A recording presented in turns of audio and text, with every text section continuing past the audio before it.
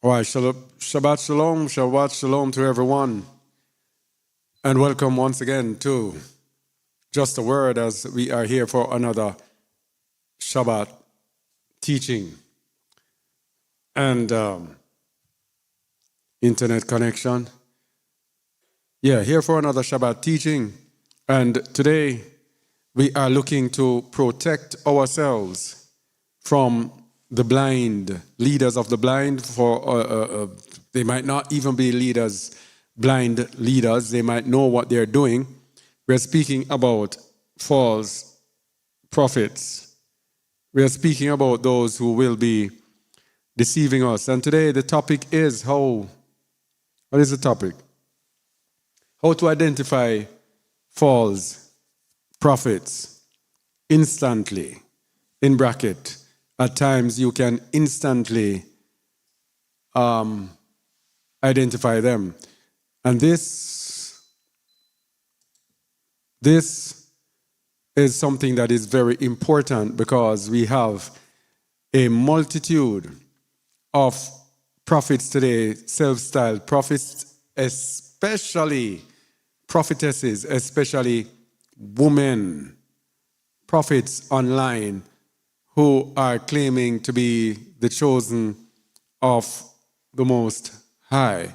So we're going to look at that. We're going to look at the prophets and the prophetesses and how to instantly know, how to know those who are chosen of the Most High. And this is a very important thing for us because almost in every one of us feeds, as long as you're a believer and you have that feed, these prophets and prophetesses, especially prophetesses. I don't know about my feed, but it's mainly women that are coming up in there claiming to be prophetesses. And some of these women, they are quarreling among themselves and they are making videos against each other. And it's everything that is not what a true prophet will do.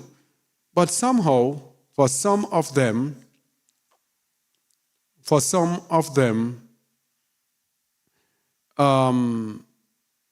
hold on, please.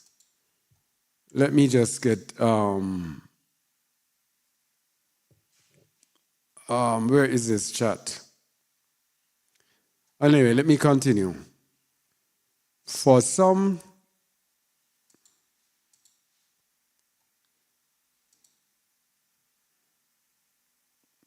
yes, for some of them, you can see by their lifestyle. As the word says, you will tell them by their fruits. You can tell them by their lifestyle. But guess what about these prophets? It is that their prophecies, a lot of their prophecies are on point. Their prophecies might be manifesting. And even at times, even while I myself, sometimes I find myself, I was there. I wouldn't say that instantly I was able to spot these people. It was a puzzle to me. How are these people speaking these truths? Sometimes I will be given something in the morning, and when I wake up, I see something from that claimed prophetess or prophet coming into my feed. And then you start wondering if they are getting that thing. Is it that they are true or they are false? And I know some of you might be wondering this thing as well. How can they be false if I am getting the same thing? Am I false? Yes? That is the dilemma.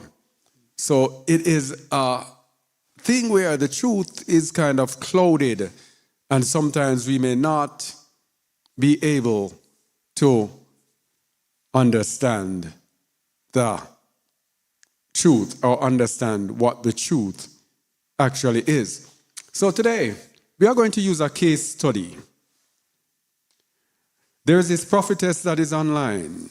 And of course, you know us, we don't like to feature people, but this one had to feature this person online. This person is convinced that she is the chosen of the Most High. And this person she gets a lot of things that we get, that I get. But there are some things about her that just does not add up. Now she has a huge following, 200 and something thousand people.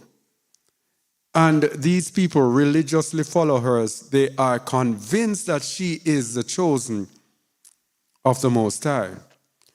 Now, she was very perplexing because, as I said, it is like whenever I look on her topics, it is like the same thing that I might be given, and the same thing I might be pondering, or the same thing I might be meditating on, and then you see her video, and that's exactly it. But then, as I said something about it, they just try to wait. How can it be? And so, the Most High gave me one set of verses, and those verses just solved the problem. So, in it solving the problem, I was in conversation with Refumo, and he got something about a couple of these popular prophetesses in which he's going to show you. We're going to let him tell you his dreams about them later on. And he said, why not do it for a Shabbat teaching? And then I said, why not? Because this will truly, truly help someone out there. So the case study is of a prophetess they call Celestial. Celestial. And we are going to play, how do I do this now? We are going to play her a couple clips. One of the clips is her making a grave error. And one of the clips is of someone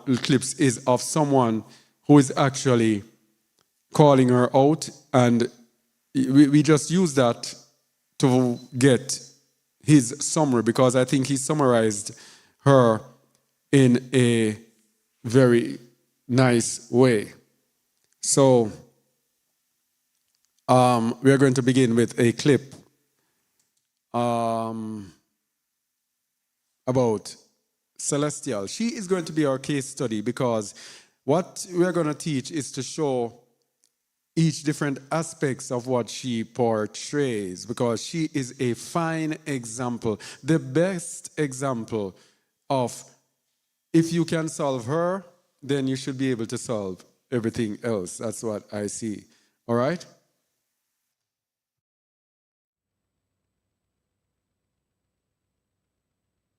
Celestial's 263,000 followers are still in denial, thinking that Kamala Harris is still going to be president of the United States and somehow Trump is going to get killed or something's going to happen, but Kamala Harris is going to be president. Okay, so if you don't know what I'm talking about, I made a video talking about this topic back on November 7th. Celestial claims to be a prophetess, and she claims to be... All right. I am going to pause it, because you need for it to be aired here. So it's coming through this. Check. How do I get it through this? Man, I thought I had solved this. That comes through this to that. I don't know how I could get it through. Okay, I'm going to read the subtitles. All right, let us go again. Celestial's 263,000 followers are still in denial, thinking that Kamala Harris is still going to be president of the United States and somehow Trump is going to get killed or something's going to happen, but Kamala Harris is going to be president. Okay, so if you don't know what I'm talking about, I made a video talking about this topic back on November 7th. Celestial claims to be a prophetess, and she claims to be God's voice, like the Master's voice. So when she says something predictively, talking about the future, it is to be taken as if it is the direct words of God himself. She's supposed to be like his mouthpiece for like this generation, basically, is how she conveys herself. It's how she positions herself. Now, let me bring you up to speed with what she was saying. Before we talk about the conspiracy theories of her following, let me just show you what she actually said back in February 25th, 2024. And the reason she's going to do that is because this woman has an assignment. She has her assignment as the first beast system president. Of course, she's going to be elected according to American ways. So first, she was saying, of course, Kamala Harris is going to be elected according to American ways. But then she says this. And America is going to end up with the reality of her first female president without a single ballot being cast for her. She will come in without hands, and the Lord says that Obama is going to be right there with her. So in July, just a few months later, she says Kamala is going to come in with some kind of a coup, usurping power, some kind of a, scheme of some sort. She's going to come in and get the White House, and Obama's going to be right there.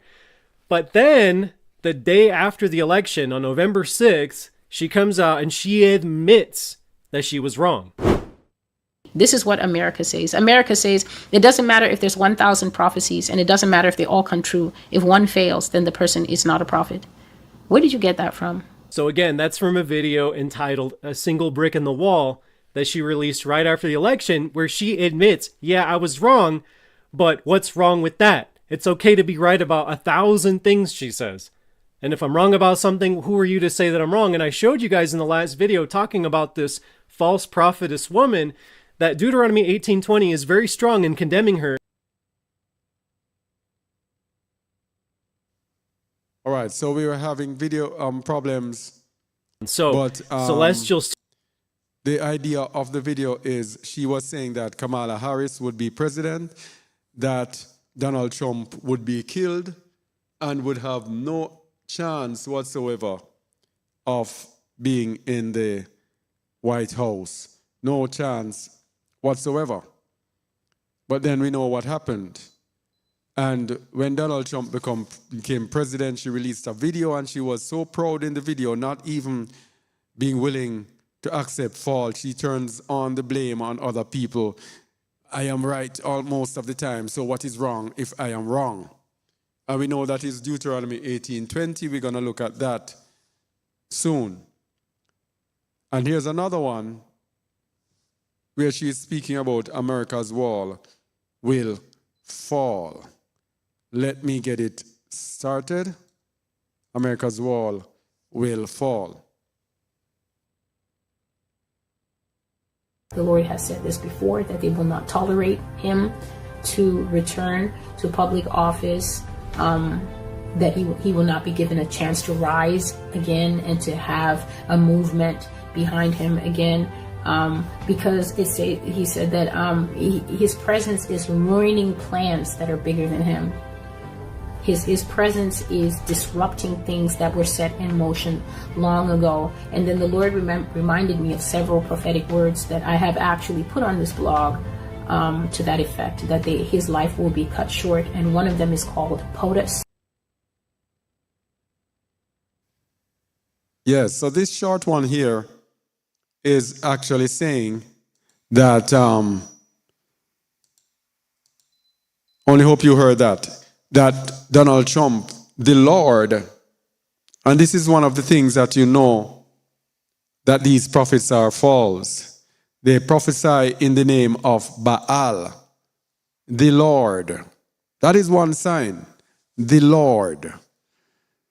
Now, I'm not saying that people will be Christians and in deception and not prophesy in the name of the Lord.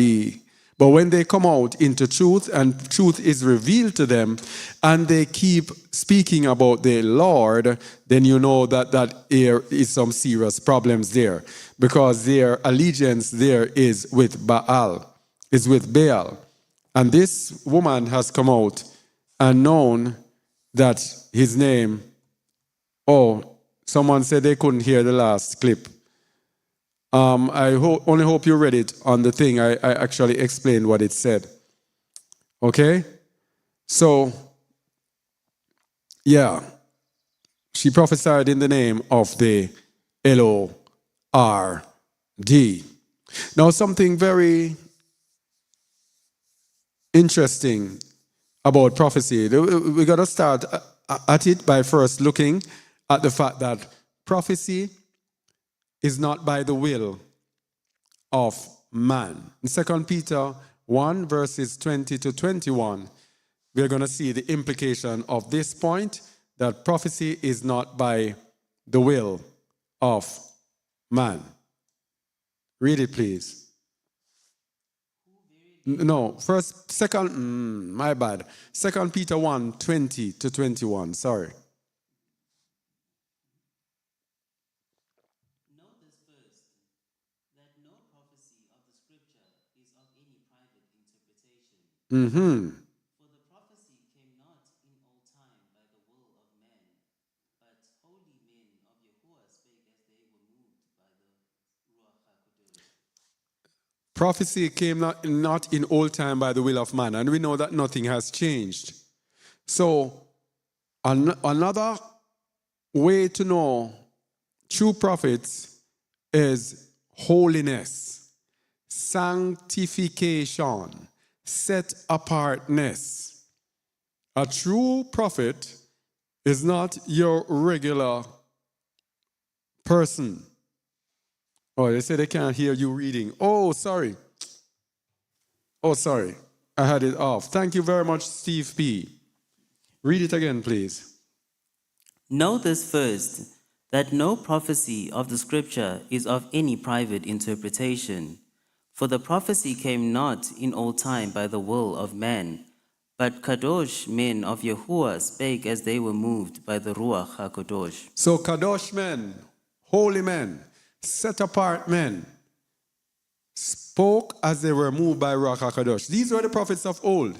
They were kadosh. They were holy. They were set apart. Not like the prophets of today who are worldly. Now with this woman here, when she is prophesying, she has on this false hair. I don't think that is her hair at all. It looks just like the wigs that these women wear. And then she just throws a shawl over it. And the shawl is moving and moving. She will not hide her hair. And the word tells me about head covering. Yes? What about head covering? It is the Christian concept of head covering, as long as you have something. Because when I used to go to the Christian church, the woman used to have a little thing catched on the side, and that they call head covering. A little tiny little thing. That is their token. That is their head covering. It is the same thing. Just have a little shawl thrown over it, and the shawl is just catching on it like this. Yes? Showing her hair.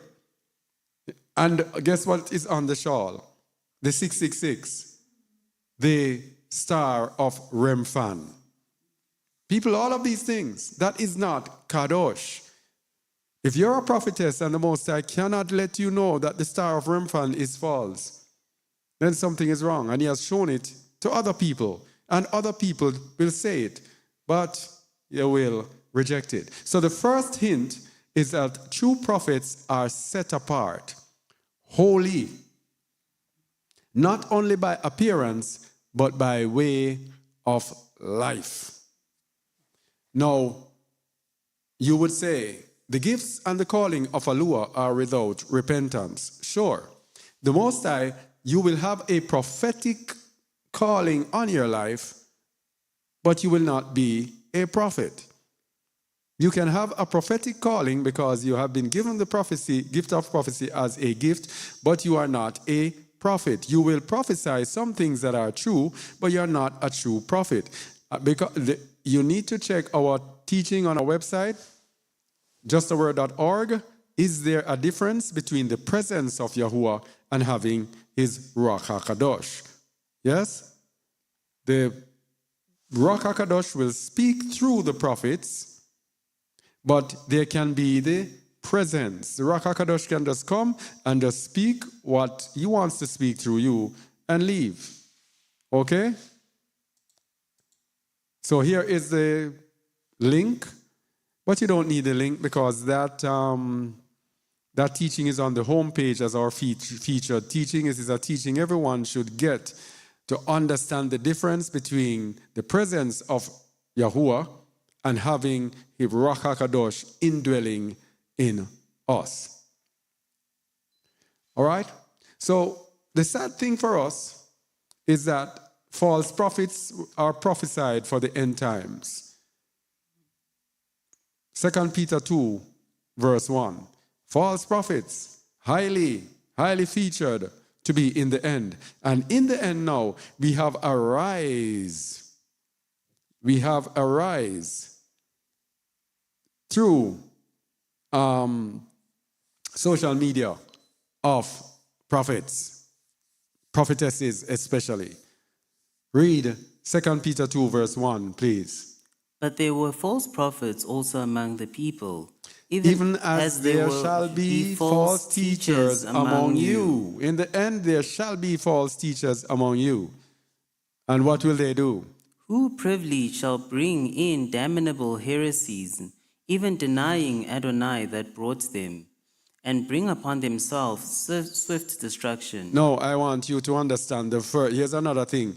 I wish, I had tabulated these different hints. Here is another hint. Even denying the master that bought them. I don't know if I did. I think I have a slot where I'm going to show how they deny Yahushua HaMashiach. Yes? Anytime. Well, I won't give it away. But anytime you hear them referring to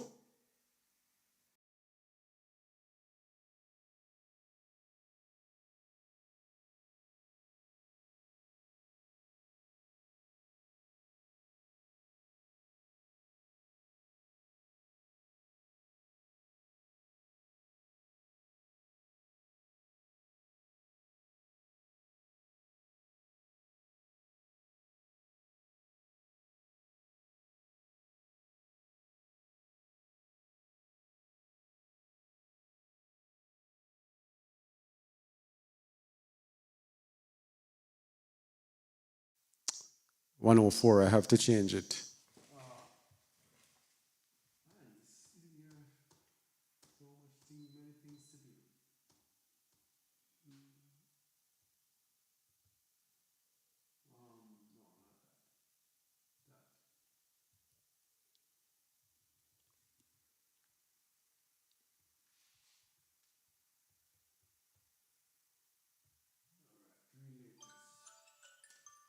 All right, sorry about that.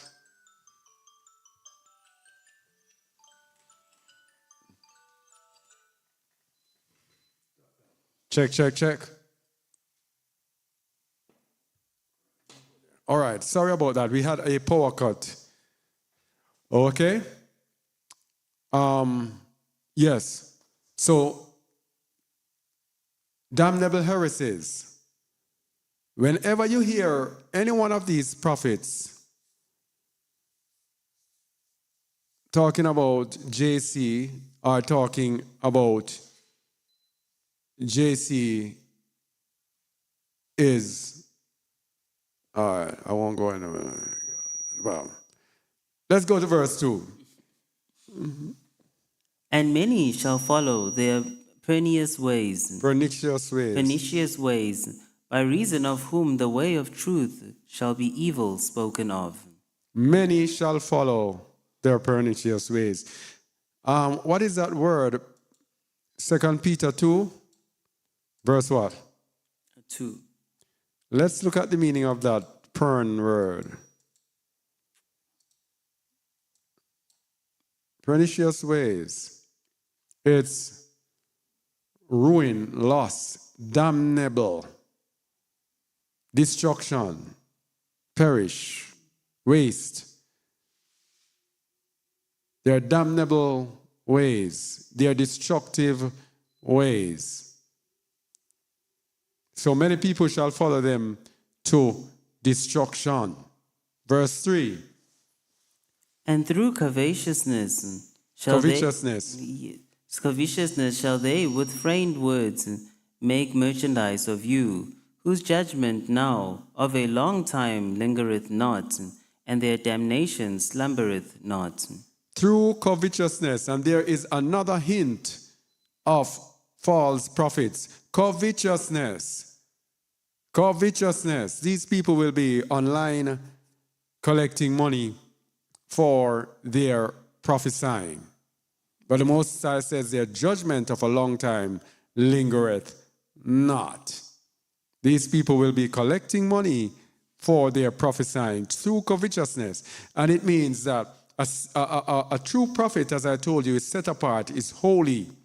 They will not be going after the lust of the flesh, lust of the eyes, and the pride of life. They will be ducking away from this world. They will not be up and up into this world, in the midst of this world.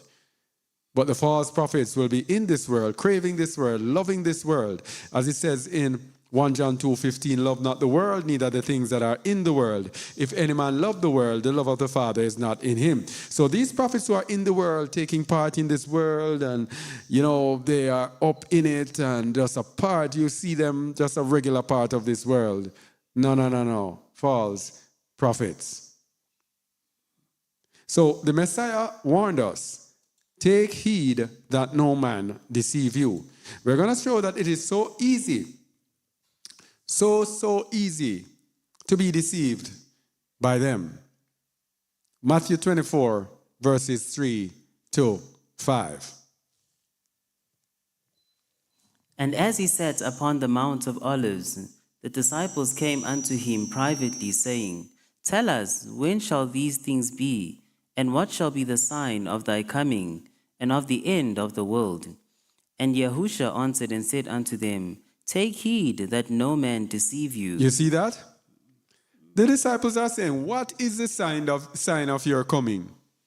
And the first thing the Messiah said, take heed that no man deceive you. Take heed that no man deceive you. What does that mean? It means that deception is going to be so easy to be deceived in the end times. The deception is going to be so rife, and the Most High allows it to be so that he will prove those who are his. Those who are his will not be deceived. That is why I said, if the days are not shortened, the elect, even the elect, will be drawn down into it. Even the elect. That means it is not possible for the elect. So he makes it like this so that only the elect are going to be able to know and understand the truth and not be deceived. Read verse 5, Matthew 24. For many shall come in my name, saying, I am Mashiach, and shall deceive many. So there will be false messiahs. And verse 11 says, And many false prophets shall rise, and shall deceive many. Up. This is the end of the age Hamashiach is talking about. Read 11 again, please. And many false prophets shall rise, and shall deceive many. Many. Look from verse 5. It says, For many shall come in my name, and shall deceive many. In verse 11, many false prophets shall arise, and shall deceive many. You see that many? Many. 4 many is in between 5 and 11. Many false prophets shall arise and deceive many. This is why this teaching is important, people. This is why it's important for you, for those who are elect, to be able to discern between true and false. Or else you will be swept away with the deception of these so-called prophets. So they are actually blind leaders of the blind. For the past 3 weeks or 4 weeks we have been speaking, we have been using this, I think, blind leaders of the blind, Matthew 15, 13 to 14.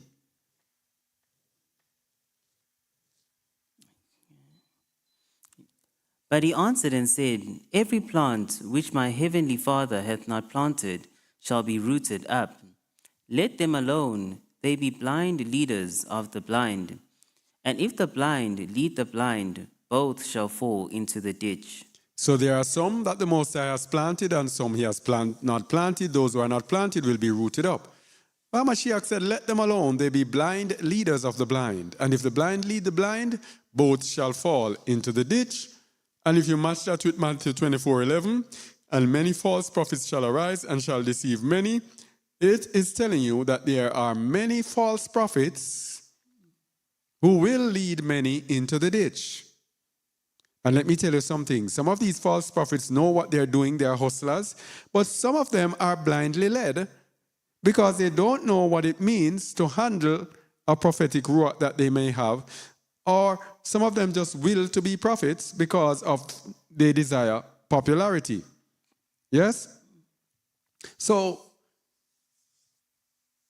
blind leaders of the blind. So people will be following these people and thinking that they are on the right path, not knowing that they are being blindly led by the blind. Now, the Most High speaks to his prophets in dreams. Numbers 12, 5-9. The Most High speaks to his prophets in dreams and visions. Now, when this young lady is speaking, sometimes she says something that really get me. I remember she said, the Most High, when she awoke, the Most High told her that he is happy that she woke up. Eh? The Most High is happy that he woke up. She woke up so that he can get to speak to her. That means the Most High is speaking to her when she is awake. It's only one person, one prophet that the Most High, well, at least two, Hamashiach, who's technically a prophet as well. Moses and Hamashiach. No, are we to believe that this girl? No. Numbers 12, verse 5. So the Most High, when this girl is speaking, I am very intrigued by her because she is a true case study. When she is speaking in a conversation with the Most High. And she would say something like, and God said to me, such and such and such. And I said to God, God, why are you saying this thing? And then God said to me, and then I said to the Lord, and the Lord said to me, I'm like, no, what is happening here? Numbers 12, verse 5. And Yahuwah came down in a pillar of the cloud and stood in the door of the tabernacle and called Aaron and Miriam, and they both came forth. And he said, hear now my words. If there be a prophet among you, I, Yahuwah, will make myself known unto him in a vision, and I will speak unto him in a dream. No, man, he's going to wake you up and say, I'm happy that you woke up to get to speak to me.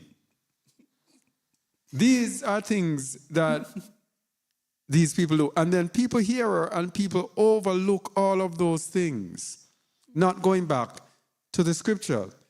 If there be a prophet among you, I, Yahuwah, will make myself known unto him in a vision and will speak unto him in a dream. We'll not be having this conversation. And several of her prophecies, she's having this conversation with the Most High. And I said, how are you so lucky to have this relationship with the Most High as if he's your friend or your brother or your sister or your mother or your father or whatever? How come? Verse 7. My servant Moses is not so, who is faithful in all mine house. With him will I speak mouth to mouth, even apparently, and not in dark speeches. And the similitude of Yahuwah shall he behold. Wherefore, then were ye not afraid to speak against my servant Moses? Verse 9. And the anger of Yahuwah was kindled against them, and he departed. And So Moses would even see the similitude, which is the likeness of Yahuwah. He did not see Yahuwah. He saw a similitude, a likeness of Yahuwah. So that now is something strange. Now, talking about false prophets, Yahuwah tolerates false prophets so as to prove us whether or not we will obey his word. There is a place for false prophets. Don't get it twisted. There is a place for them. There's a reason why they are here. They are there to try us against his word. So those people who are hearing her say that she's having this conversation with the Most High and believing that she is truly set apart, something is wrong because we are not proving the word. We are not going to the word like what we just looked at in Numbers 12, 5 to 9, 5 to 8, that showed us that he will speak to them in dreams and visions. Deuteronomy 13, verses 1, 2, 3. If there arise... Sorry. Remember, we are not only talking about this prophetess, we are using her as an example for us to understand generally. Because if I just come and speak these things without anything on which to base it, it will go over our heads. All right? If there arise among you a prophet or a dreamer of dreams, and giveth thee a sign or a wonder, and the sign or the wonder come to pass, whereof he spake unto thee, saying, Let us go after other gods, which thou hast not known, and let us serve them. Thou shalt not hearken unto the words of that prophet, or that dreamer of dreams. For Yahuwah your allure proveth you, to know whether ye love Yahuwah your allure with all your heart and with all your soul. So, we have often been asked this question. When we come to people and say, Jesus Christ is a false Messiah, what do they come often than not? Then why are these signs happening? Why are these wonders happening in Jesus' name? Why? Look at it. And the sign or the wonder come to pass, whereof he spake unto those, saying, Let us go after other gods. That means, with Jesus Christ, the Most High is going to let it come through. To let it look so real, to test us, to try us, to see whether or not we are going to go after Jesus Christ. It's right there. What did the Most High say? Thou shalt not hearken unto the words of that prophet or that dreamer of dreams. For Yahuwah your allure proveth you to know whether you love Yahuwah your allure with all your heart and with all your soul. That's why we tell people Yahuwah is not God. Yahusha is not Jesus. They are different. These are false concepts coming from the enemy.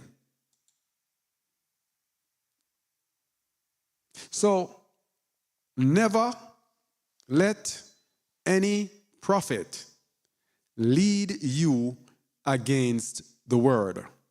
Never let any prophet lead you against the word. If that prophet is leading you against the word, they are not of Yahuwah. Point blank. Never. Deuteronomy 13, verses 3 to 5. Okay. Ye shall... Thou shalt not hearken. Yeah. Oh, repeat again 3. Verse 3, yes. Thou shalt not hearken unto the words of that prophet, or that dreamer of dreams. For Yahuwah your allure proveth you, to know whether ye love Yahuwah your allure with all your heart and with all your soul. Ye shall walk after Yahuwah your allure. Okay. So we have a dividing line here. We have a prophet that is telling us to walk after other gods, telling us to walk after Jesus Christ. And we have Yahuwah. It says you shall walk after Yahuwah your allure. So always reject the prophet and go to the word of Yahuwah. Verse 4. Ye shall walk after Yahuwah your allure, and fear him, and keep his commandments, and obey his voice. Obey his voice. Continue. And ye shall serve him, and cleave unto him. Verse 5. And that prophet or that dreamer of dreams shall be put to death. Stop. False prophets, all of them, death penalty is upon them. Death is the penalty for being false prophets, for saying Yahuwah said it and he did not. The biggest lie we can tell is to say, the Most High, creator of the heavens and the earth, said something and he did not. And one thing with these people, they are saying, thus saith Yahuwah. I'm saying to them, but you are brave. Me? It's the hardest thing for me to say, thus saith Yahuwah. Me. And he didn't say it. No, sir. I will tell you the dream, I will tell you the vision, I will tell you what I think. But to say, thus saith Yahuwah, that's the biggest burden you could put on top of yourself. And that prophet or that dreamer of dreams shall die. Continue. Because he has spoken to turn you away from Yahuwah, your allure. There we go. So all of those prophets of Christianity that are leading you to Jesus Christ, death penalty is upon them. Because they are leading you to turn away from Yahuwah, your allure. Yahuwah is different from God. Yahusha is different from Jesus Christ. Totally different. But you won't know until you dig, until you go, and years of digging, and then you see it's a whole world of difference. Anyway, continue. Because he has spoke to turn you away from Yahuwah, your allure, which brought you out of the land of Egypt, and redeemed you out of the house of bondage, to thrust thee out of the way which Yahuwah thy allure commanded thee to walk in. So shalt thou put the evil away from the midst of thee. So when we are keep taking people away from the way that Yahuwah commanded us, it's a grave sin punishable unto death. That is why for us as teachers, man, we have to make sure that we are teaching people right and truth. Me? I'm totally afraid. I don't know how these people do it, but it's probably because they haven't known him and known his might and his power. That is why they flirt with him. If they knew the Most High, they would not do what they're doing. But the Most High uses them and allows them to do their thing without any correction. Who Yahuwah loves, he chastens. So those who are chastened actually do know Yahuwah and know that you do not play with him. So welcome to the age of the teaching prophetess. The age of the teaching prophetess. These women do not understand the role of someone who has a prophetic ruach. They do not understand. These people who come out, this woman in the case study called Celestial, she teaches and she accepts that God called me to teach you, and people are saying, oh, the Most High has called this woman to teach us. What does the word say? Did the word say he called women to teach? That's the problem. The age of the teaching prophetess. Here's the problem with women with prophetic ruach. And let me speak about it now. Women with the prophetic ruach, because they are given some prophecies, they start to feel, when a woman is in a relationship with a man, she starts to feel like the man is hers, and she gets jealous and protective and starts to feel that everything is there, everything is good with her because that man is with her. She has the man in the palm of her hand. This is how a lot of the women with prophetic ruach take Yahuwah. Because they are hearing Yahuwah is giving them prophetic messages to speak, they start to feel as if they are more special than they should think. And they start to believe that they know everything and Yahuwah has given me authority to do this. And they now want to start to teach. Women, when you are given a prophetic word is there for you to speak under inspiration. The Most High tells you something to speak, you speak it, and you go about your business. You speak what is laid on your heart and leave it alone. Do not be there teaching people and trying to tell people what it means and go into insights or whatever. If the Most High gives you a message, give the message. Leave it alone. But social media has made us into monsters. We have the prophetic ruach, we set up a channel, we start giving prophecies, they start come through, people start coming to us, piling us, then you have your PayPal and your Cash App and your whatever else, Zelle, and then people start putting money, and then you can live a nice little life, just coming giving prophecies. What these women do, they now start prophesying on everything. Every day they have prophecies, every day almost videos, almost every day. Everything happening in this world, they have a voice on it. Celebrities, they speak on celebrities. Why? Because people are target celebrities. When people see something about what's her name? Give me a celebrity, Kim Kardashian or whatever.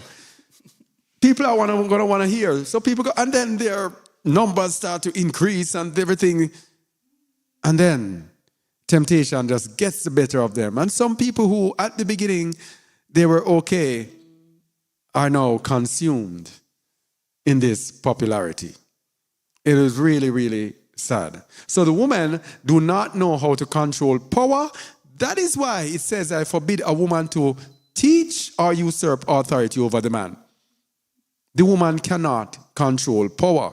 Go back to our mother, Kwa, or Eve. Same thing. This woman took power in her hand. Our mother took power in her hand, and the devil used it against her. It's the same thing today. You have a prophetic ruach on you, you take power in your hand, now start to teach, then you will easily be deceived, and then the men will be deceived with you. This woman called Celestial, when she is there teaching, she teaches as if she is a man. She treats men, women, everybody with you would say disdain. She's just talking down on people. And when she begins a lot of her videos, she begins attack. It is. And then she picks up the Bible, she starts reading verses, this and that, and starts teaching. We are at the age of the teaching prophetess. This is the end time, my people.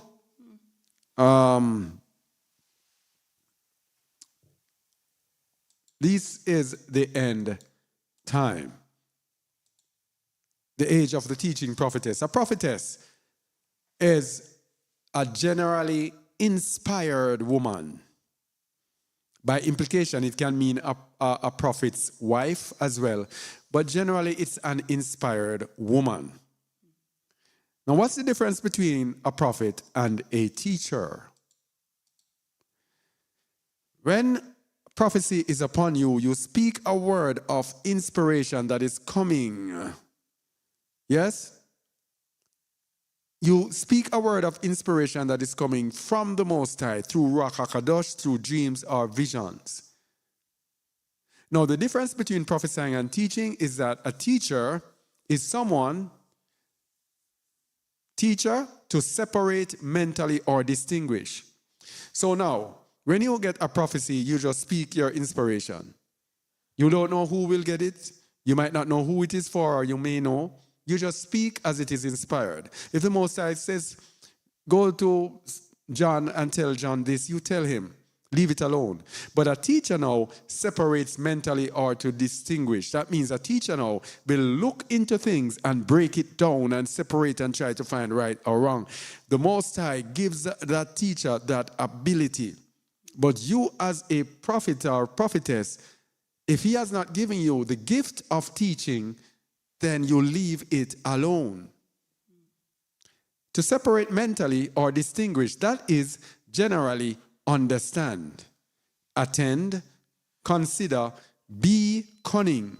So a teacher has to be wise and has a certain wisdom that is coming from the Most High.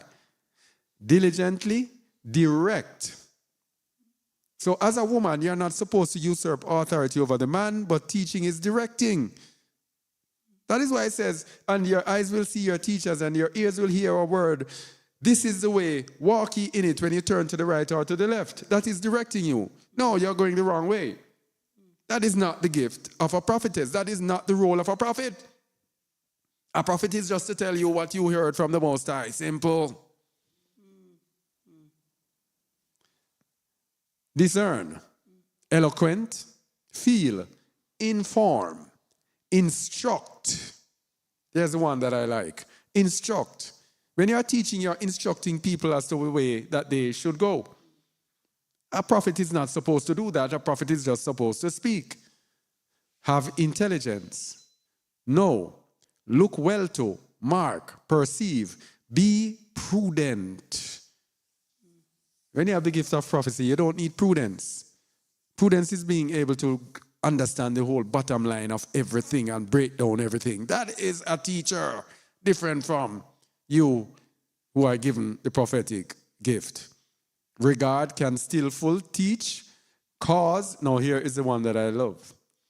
Cause, make to, get, give, have understanding. Cause to have understanding, make to get understanding, give understanding. That is not your role as a prophet or prophetess. Again, as I've said the umpteenth time, your role is to speak what the Most High has given you to speak.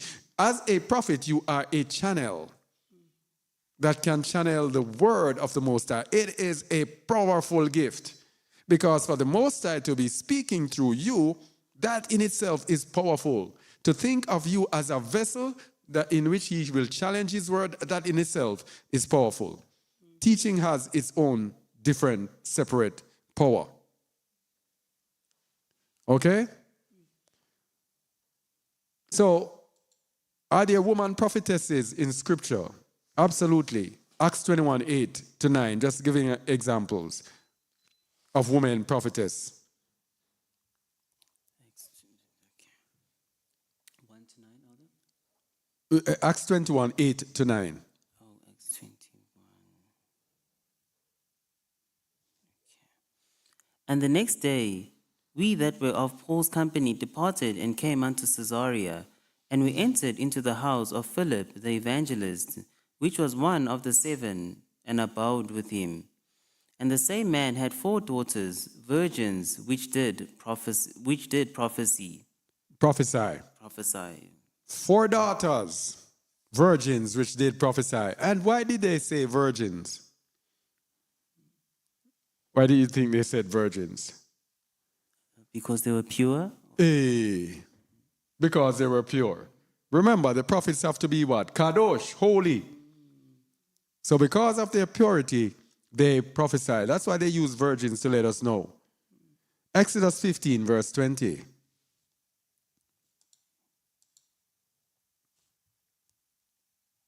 And Miriam, the prophetess. Miriam the what? Prophetess. The sister of Aaron took a timbrel in her hand, and all the women went out after her with timbrels and with dances. All the people went out after her? What did he say? All the women. You see the Bible? It is the woman who went after the woman. No men followed Miriam. Because that is not the way of our people. Yes? Men lead, women follow. So Miriam led out the woman. All right? And in the New Testament, 1 Corinthians 11, verse 5. But every woman that prayeth or prophesieth with her head uncovered dishonoreth her head. For that is even all one, as if she were shaven. So in the New Testament, women praying and prophesying, speaking under inspiration, that is a thing. But a woman, this is going to be controversial, but it is what it is. A woman must not prophesy in the assembly. Woman can prophesy, but not in the assembly. 1 Corinthians 14, 34 to 40. In the New Testament assembly, Shaul says, it is not permitted. 1 Corinthians 14, 34 to 40. I am a little bit lagging, so many things to concentrate on. 1 Corinthians, what did I say, 14? 34. Huh? 1 Corinthians 14, 34. Okay, go ahead. Let your women keep silent in the churches. In the assemblies. Let your women keep silence in the assemblies. Why? For it is not permitted unto them to speak, But they are commanded to be under obedience, as also saith the law. In the assemblies, keep silence. Men run the assemblies. Verse 35. And if they will learn anything, let them ask their husbands at home, for it is a shame for a woman to speak in the assembly. It is a shame for women to even speak in the assemblies, so the woman must not prophesy in the assemblies. Wow, this was something that today it has stirred back up to me, and I was like, wow. Women can prophesy, but not in the assemblies. Read verse 36 onwards, please. What? Came the word of Yahuwah out from you, or came it unto you only? If any man think himself to be a prophet or spiritual, let him acknowledge that the thing that I write unto you are the commandments of Yahuwah. So Shaul was laying his life on it, that this is coming from the Most High. And if you think you're spiritual and you're saying otherwise, something is wrong. Verse 38. But if any man be ignorant, let him be ignorant. Wherefore, brethren, covet to prophesy,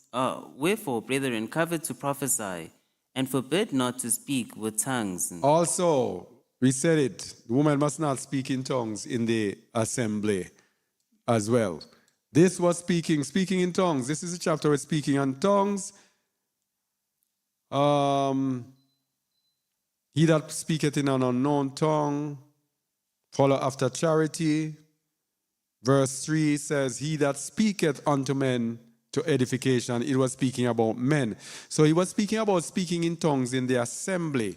But then in verse 34, he says a woman must not speak in the assembly. So when I used to go to Pentecostal church, it was the women who were speaking in tongues. I cannot remember. Yeah, there were some of the younger men who did it. But every Sunday, it was the woman who kept this speaking in tongues. Yes? The woman must not speak in the assembly. Neither must a woman teach. 1 Timothy 2, 11-15. We are using this to speak about the prophetesses, people, to get an understanding, to show that they are out of order. 1 Timothy 2, 11-15. Let the woman learn in silence with all subjection. But I suffer not a woman to teach, nor to usurp authority over the man, but to be in silence. So, Celestial, what's her name? Carrie Ann Giddon. And all those women who are there teaching and teaching men. Do you think the Most High is going to be there every day giving them his word and they are every single day transgressing against him? Every day they are there teaching, rubbishing his word. And I am very sure there are people who have told them this. They know this because they are teaching, they know this. But because they have been given this gift of prophecy, they believe that, oh, since the Most High gave me this, then I now have the latitude to do whatever. According to them, they are led by the Holy Ghost or Holy Spirit. Yes? Verse 13. For Adam was first formed, even Eve. Then Eve. Then Eve. So Shaul is telling you why the woman must not teach. Adam was first formed, and then Eve was formed, and then guess what happened? Verse 14. And Adam was not deceived, but the woman being deceived was in the transgression. As I said earlier, if a woman goes against the word of the Most High, just like Qua, nothing has changed, Satan will beguile that woman, will deceive that woman, and that woman will be deceiving the men. What do you think is happening with Celestial? 263,000, this man video that we had says she has 263,000 followers. Some of them men. And she is teaching them.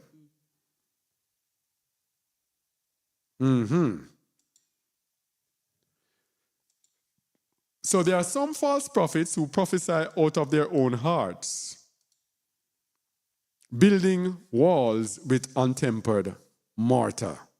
These people say they are coming in the name of God or the Lord, not knowing that they are building untempered walls against the true Most High, Yahuwah Sabaoth, the mighty one of Yasharal. Ezekiel 13, 1-16. I don't want to do all of Ezekiel 13 because we've done it before. We did a teaching on it. But this, let's just go 1-16. We won't do this other part with the woman. Let's do the part generally. Ezekiel 13, 1-16. And the word Hold on, please. Let me get behind. of Yahweh against the prophets of Yasharal. Woe unto the foolish prophets that follow their own spirits And have seen nothing. O Yasharal, thy prophets are like the foxes in the deserts. Ye have not gone up into the gospes, neither made up the hedge of the house of Yasharal. They tell them things that they want to hear. Verse 6. They have seen vanity and lying divination, saying, Yahuwah saith, and Yahuwah hath not sent them. And they have made others to hope that they would confirm the word. All right. These are these prophets that tell you about. And I see. Huh? YouTube? Oh boy. Not one of those days again. And I felt it coming along. There we go. Job frames.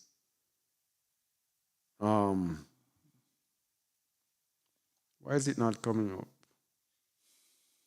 Internet.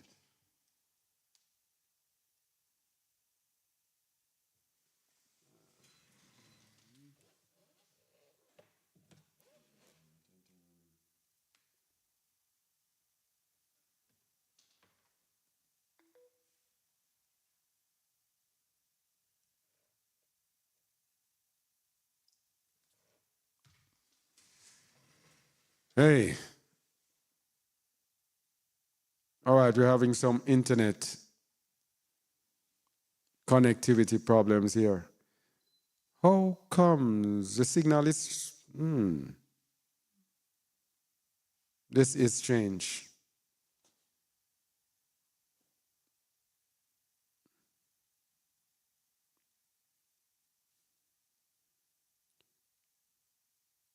All right. Also, YouTube is frozen, but it's still...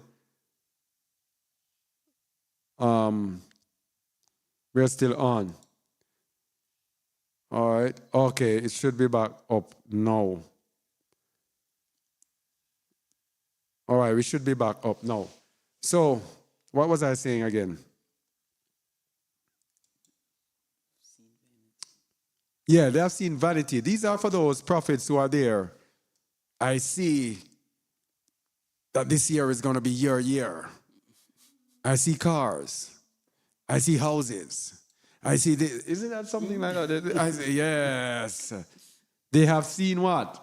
Vanity and lying divination. This word divination, we're going to look at it. And this is the trick. Divination is the little trick that makes false prophets look like true prophets. Because divination does show that which is right. Look at The Simpsons. The Simpsons show predicts so many things that have happened. And you can be sure almost every time people look back on Simpsons show, this is what Simpsons predicted for 2025 or whatever. And they come through. That is divination. Okay? So many of these false prophets use divination, which is why they are able to see the truth. They have seen vanity and lying divination saying Yahuwah said and Yahuwah had not sent them. And they have made others to hope that they would confirm the word. So people are there believing in their prophecies. And what do the Christians say? I receive it in Jesus' name. Is that? No, I'm not laughing. I'm not mocking it. It's just something that's, just memories. When they would come to the church and they would say it and everybody say, yes, I receive it. I receive it. This is it. Verse 7. Have ye not seen a vain vision? And have ye not spoken a lying divination? Whereas ye say, Yahuwah saith it. Albeit have I not spoken? Therefore thus saith Yahuwah Alua, because ye have spoken vanity and seen lies, therefore, behold, I am against you, saith Yahuwah You see it? Alua. The Most High is their enemy. You see how many of these false prophets, we're going to see how many of them are the enemies of Yahuwah and acting as if they are bosom buddies with Yahuwah. I am against you. Verse 9. And my hand shall be upon the prophets that see vanity and that divine lies. You see it? Those prophets that you consult and they are telling you about what you're going to have. And you're going to have the greatest job and you are going to have, your business is going to explode and expand and vanity. Most High says his hand will be upon them. What will be the judgment? Continue. They shall not be in the assembly of my people. No Zion for you. You see it? How can you go to Zion? And no wonder, these people don't talk about Zion anyway. Their hope is on this world, as it is. Neither, continue. Neither shall they be written in the writings of the house of Yasharal. Wow. Neither shall they enter into the land of Yasharal. Wow. And ye shall know that I am Yahuwah Alua. That is why, you see this where? Hey, false prophets can't enter into the land of Yasharal. This is why Kerrion Gideon has been given the word that South Africa is the gathering place. But what does she do? Does she say, go to South Africa? No. She says, sit and wait. The Most High is going to send a ship for you to bring you to South Africa. Yes? You see the difference? The Most High makes sure that she's grounded. She cannot enter into the land of Yasharal. Or she's another case. Vain as they come. I mean, she's a prophet and has been a prophetess so long, and she cannot understand that birthdays are carnal. She celebrates her birthdays online, and by their fruits you will know them. Not even to know that birthdays are false. And you are a prophet, a bosom buddy with the Most High. You see, the word reigns supreme. It is the word. That is why teachers are so important. If the teacher is faulty, that teacher will lead you astray. But if the teacher is on point, that teacher will lead you into the way of the word and will actually be able to let you see all the fallacies, all the lies that there are. If a prophet is true, that prophet will be able to bring you the true word of the Most High, and so alert you, warn you, instruct you, guide you through the word that the Most High sends to him or her. So it's very important that whom you follow is true. Verse 10 of Ezekiel 13. Even because they have seduced my people, saying peace, and there was no peace. And one built up a wall, and lo, others daubed it with untempered mortar. Daubed. All right. So, peace when there was no peace. These are those prophets now that are telling you about this world. Again. About Babylon and your success in Babylon and what will happen to you in Babylon and this will happen to you and that and that. Peace when there is no peace. There is no peace in the world now. Because we were already at Revelation 6 with the coronavirus. That is Revelation 6 verses 1 to 2. We are in the 6 seals. And one built up a wall, and your others daubed it with untempered mortar. To build up a wall is something, untempered mortar is something that is silly or frivolous. Foolish, silly, pointless. Untempered means to smear, plaster, figuratively frivolity, foolish things, unsavory. So someone daubed it, one built it, and that wall there refers to a blockage.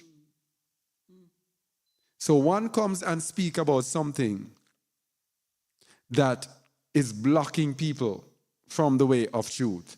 And others come and add their foolish things to it to build up the wall. That wall is a wall that prevents the people of the Most High from seeing his truth, from following in his truth, in his way. Verse 11. Say unto them which daub it with untempered mortar, that it shall fall. There shall be an overflowing shower. And ye, O great hailstones, shall fall, and a stormy wind shall rend it. So that wall that you're building up, one of those walls is this false fallacy, this false Christianity religion. The Most High says he's going to tear it down. And another one of them is this, stay in Babylon and wait. That's going to be a problem. The Most High is going to tear that down as well when he destroys Babylon. Verse 12. Lo, when the wall is fallen, shall it not be said unto you, where is the daubing wherewith ye have daubed it? Therefore, thus saith Yahuwah Alua, I will even rend it with a stormy wind in my fury, and there shall be an overflowing shower in mine anger, and great hailstones in my fury to consume it. Continue listening to these false prophets and prophetesses. Verse 14. So will I break down the wall that ye have daubed with untempered mortar, and bring it down to the ground, so that the foundation thereof shall be discovered, and it shall fall, and ye shall be consumed in the midst thereof, and ye shall know that I am Yahuwah. So Yahuwah is going to tear down the false prophets and their prophecies. Verse 15. Thus will I accomplish my wrath upon the wall, and upon them that have daubed it with untempered mortar, and will say unto you, the wall is no more, neither they that daubed it. Even the prophets will be destroyed. To wit, verse 16. To wit, the prophets of Yasharal, which prophesy concerning Jerusalem, and which see visions of peace for her, and there is no peace, saith Yahuwah Alua. So today we have the equivalent. These days they were speaking about peace for Jerusalem. Today they are speaking about peace for Babylon. It's okay, stay in Babylon. Yes? These are the prophets. The Most High is going to tear them down. So how do we know the prophet speaking the word of Yahuwah?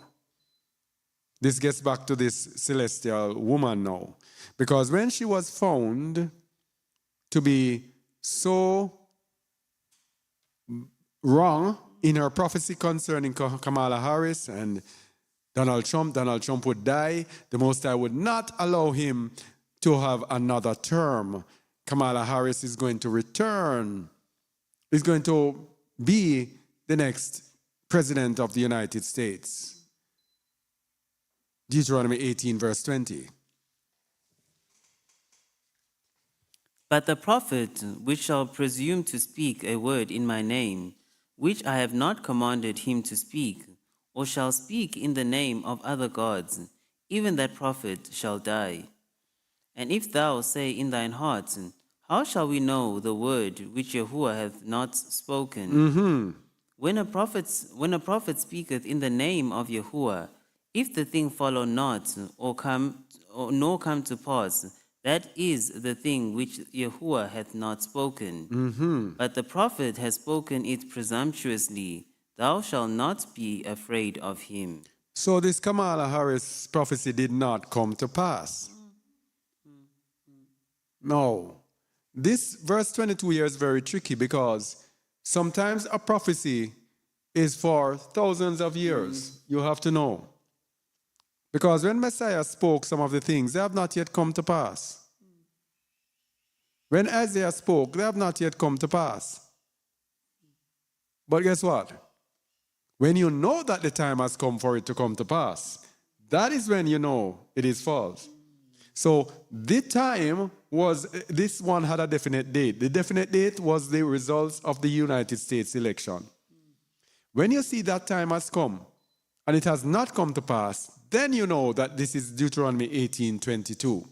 So right away, Deuteronomy 18:22 is telling you point blank that she did not hear from Yahuwah. She spoke it presumptuously. Now, if she spoke it presumptuously and she was there saying that the Lord said to her, she said the Lord said to her. Let me play it again. You might not be able to hear it, but you will be able to see what she is saying. Read what she's saying in this one, please. But the Lord. Read what she's saying in this one. All right, let me get it up. The Lord has said this before, that they will not tolerate him. Let me get it up. I'm going to try to follow it. The Lord has said this before, But the Lord that they has will said not this before, that they will tolerate not tolerate him to return to public office. That he will not be given a chance to rise again and to have a movement behind him again. Bam. That alone.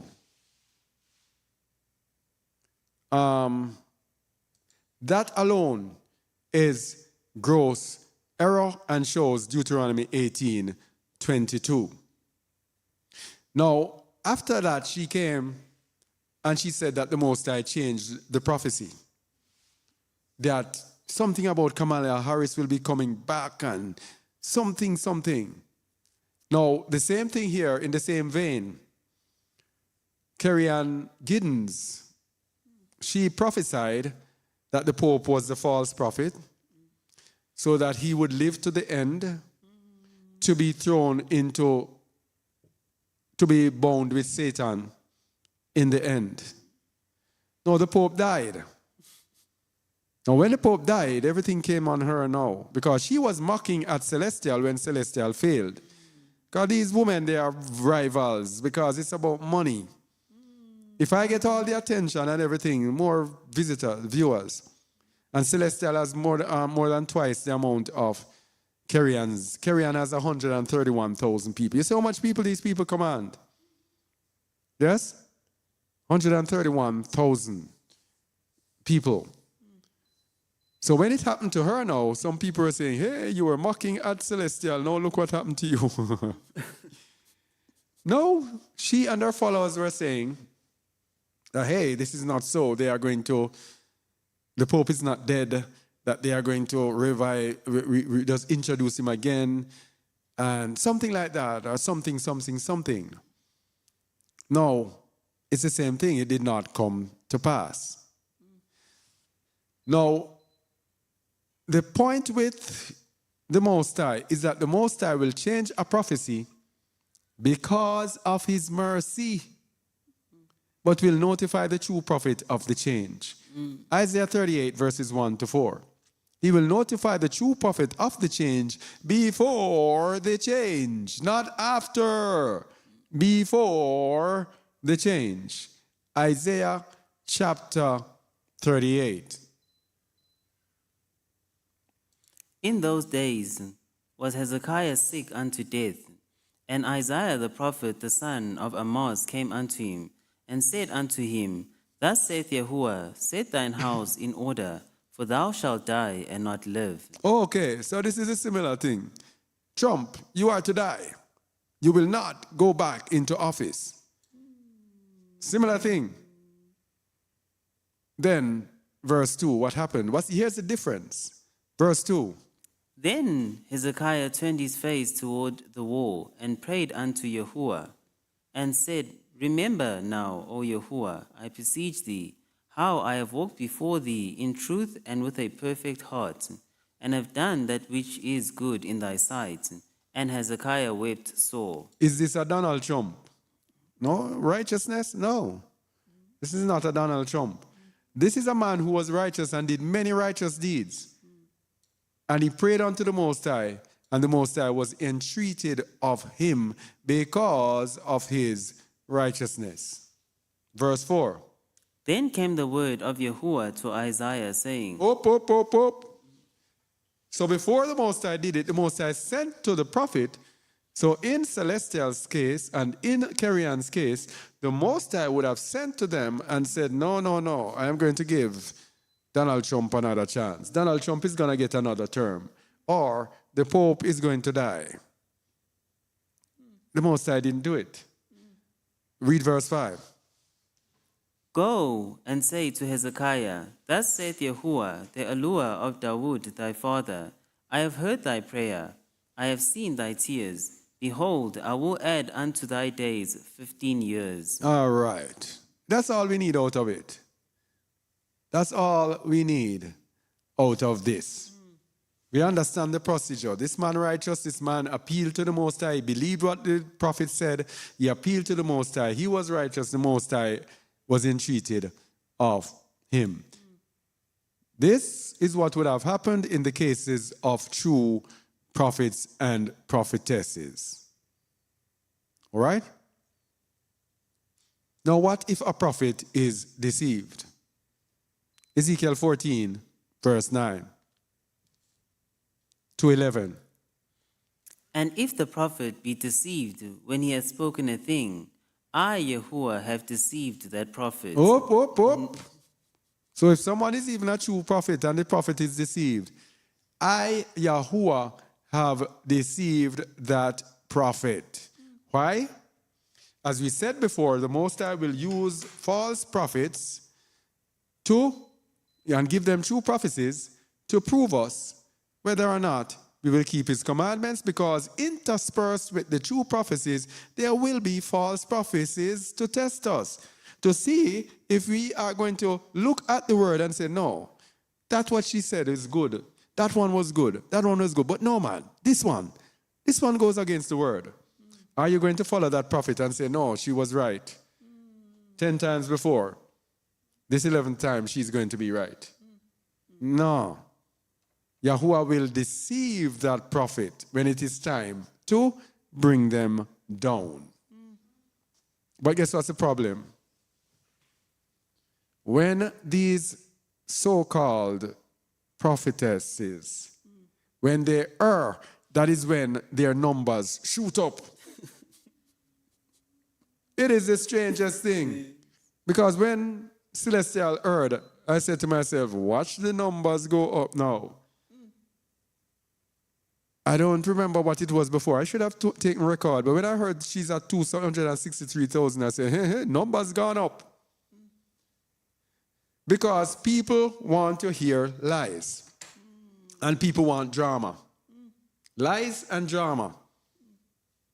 If you are speaking the truth, nobody wants to hear it from you. They want drama and they want lies. They love the lies. In one verse, the Most High, so Isaiah or Jeremiah, it says, my people love it so. That's how we love it. Can I find that verse, please? Give me a little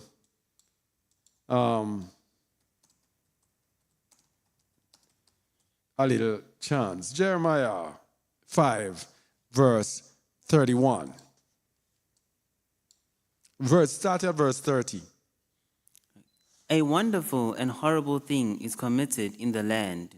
The prophets prophesy falsely, and the priests bear rule by their means. And my people love to have it so. And what will ye do in the end thereof? You see it?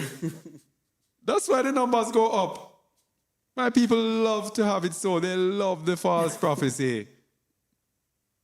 Isn't it strange? It's very strange.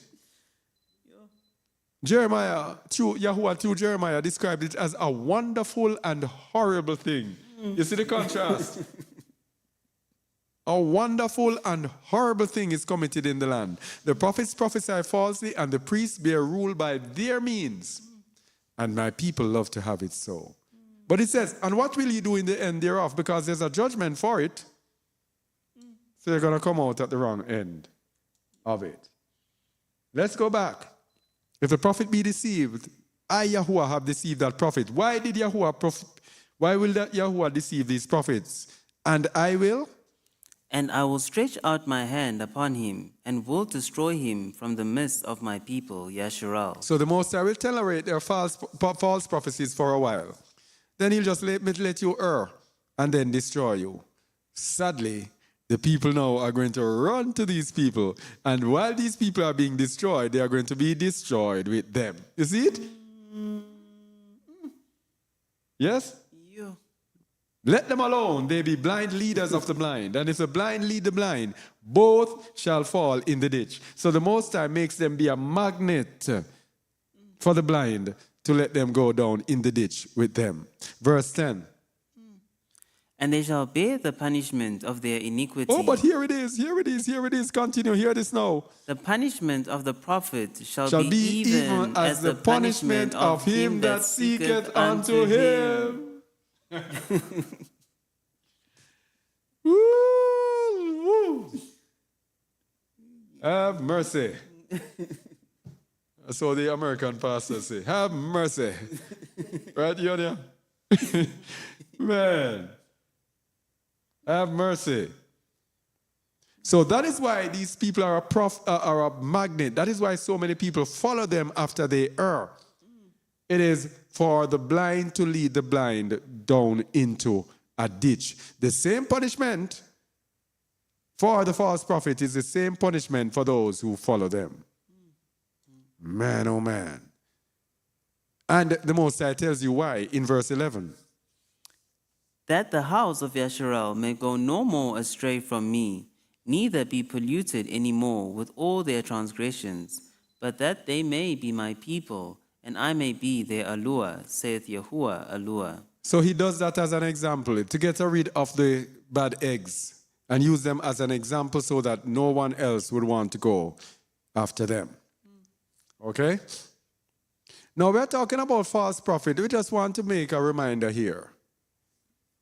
Being a prophet does not mean you will not need to hear from a prophet or a teacher. Very important, because there are some people with a prophetic ruach who think that they have arrived, who think they have reached, who think that they don't need to hear from anyone else because they are hearing from the Most High. If you listen to Celestial speaking, I don't know if that is how she thinks, but that is what you get from her. She has an air of authority as if she is so far above everyone. Everyone else is a fool. Yes? 2 Samuel 24, verses 11 to 12. 2 Samuel 24, verses 11 to 12. For when Dawood was up in the morning, the word of Yahuwah came unto the prophet Gad, David's seer, saying, Gad, David's seer, David's prophet. David was a prophet. And David had a prophet. And what did the word say in verse 12? Go and say unto Dawood. David was a prophet, and David heard from ruach HaKadosh. But the Most High said, God, go and tell David. Why didn't the Most High could easily have said it to David? David is a prophet. But he sent a prophet to a prophet. Read 12 again, please. Go and say unto Dawood, Thus saith Yahuwah, I offer thee 3 things. Choose thee one of them, that I may do it unto thee. All right. So he sent someone.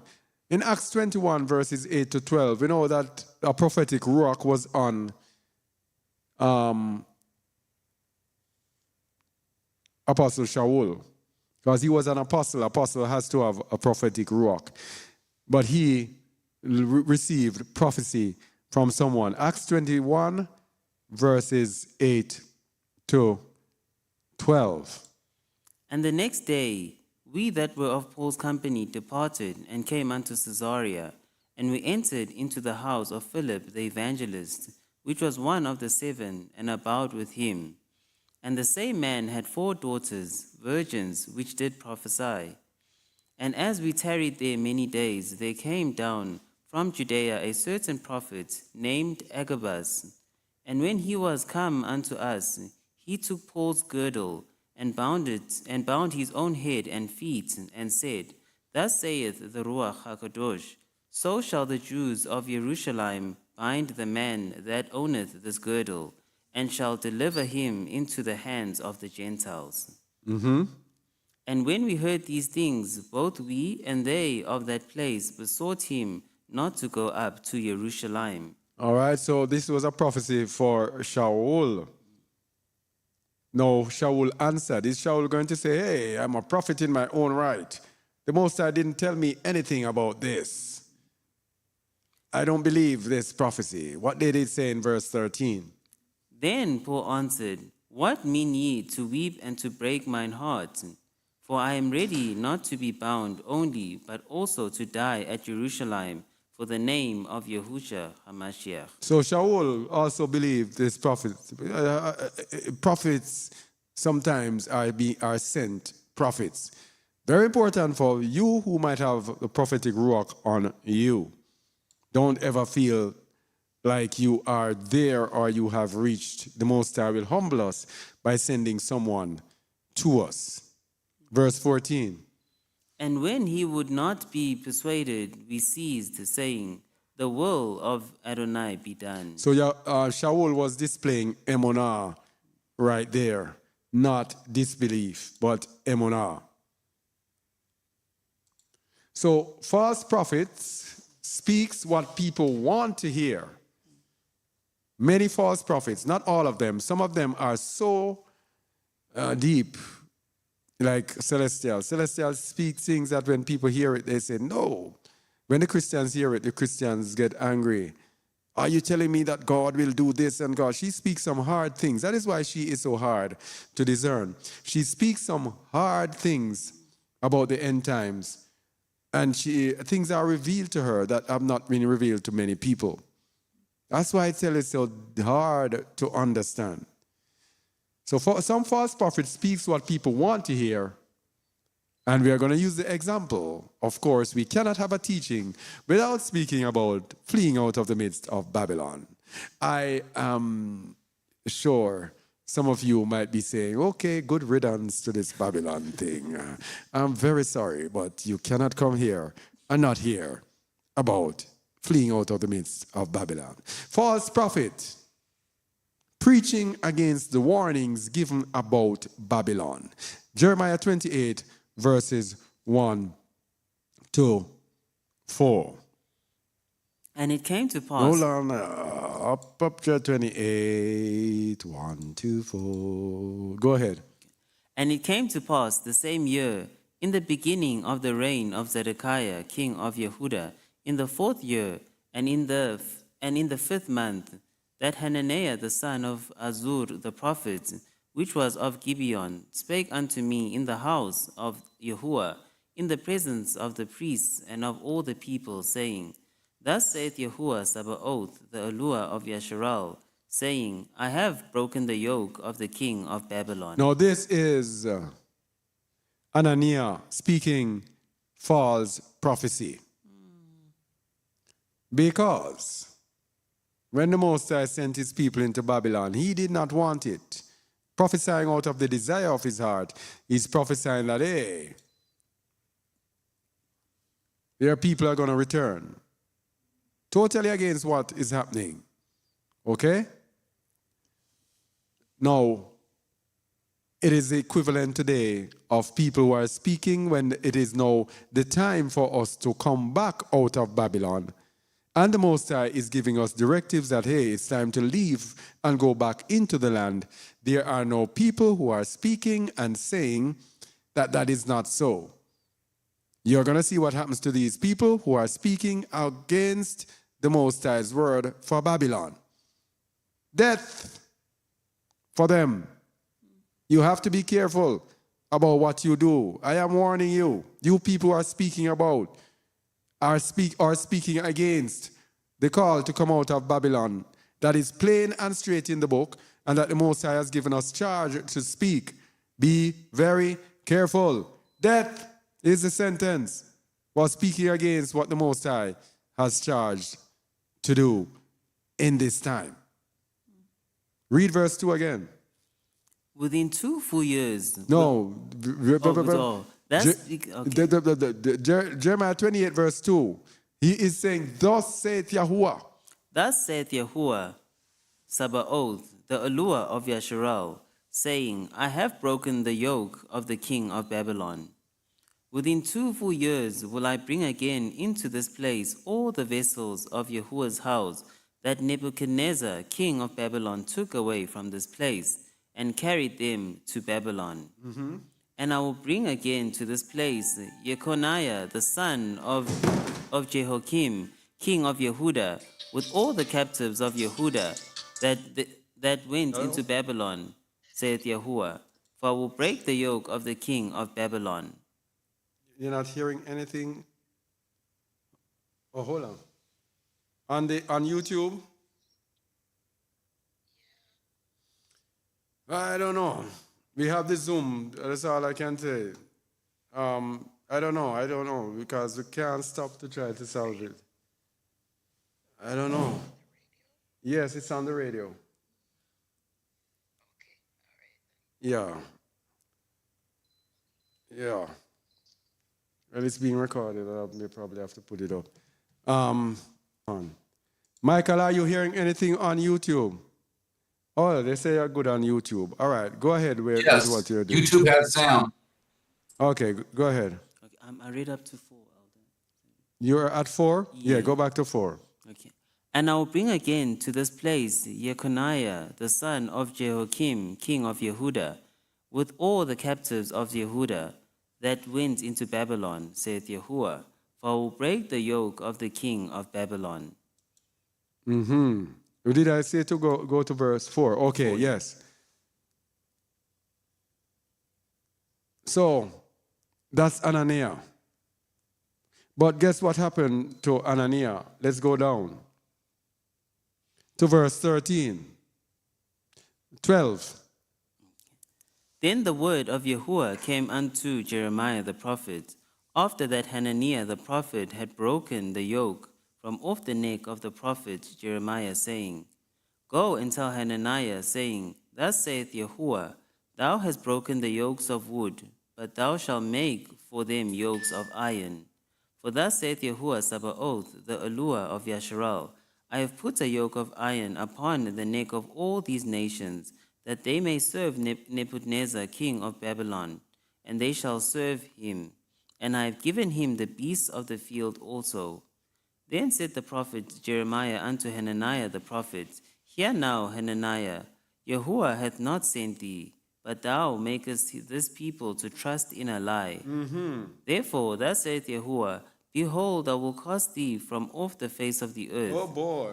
This year thou shalt die, because thou hast taught rebellion against Yahuwah. So Hananiah the prophet died the same year in the 7th month. Whoa. So all you people, when we're talking about fleeing out of the midst of Babylon, and you're there talking against it, Hey. And there's another one again. I don't think there's another one. What's the other one? Shemaiah. Shemaiah did a similar thing. Let's look at Shemaiah. Because we have to speak about people speaking about this charge for Babylon. Shemaiah is in 29. Chapter 29, I think. My memory serves me well.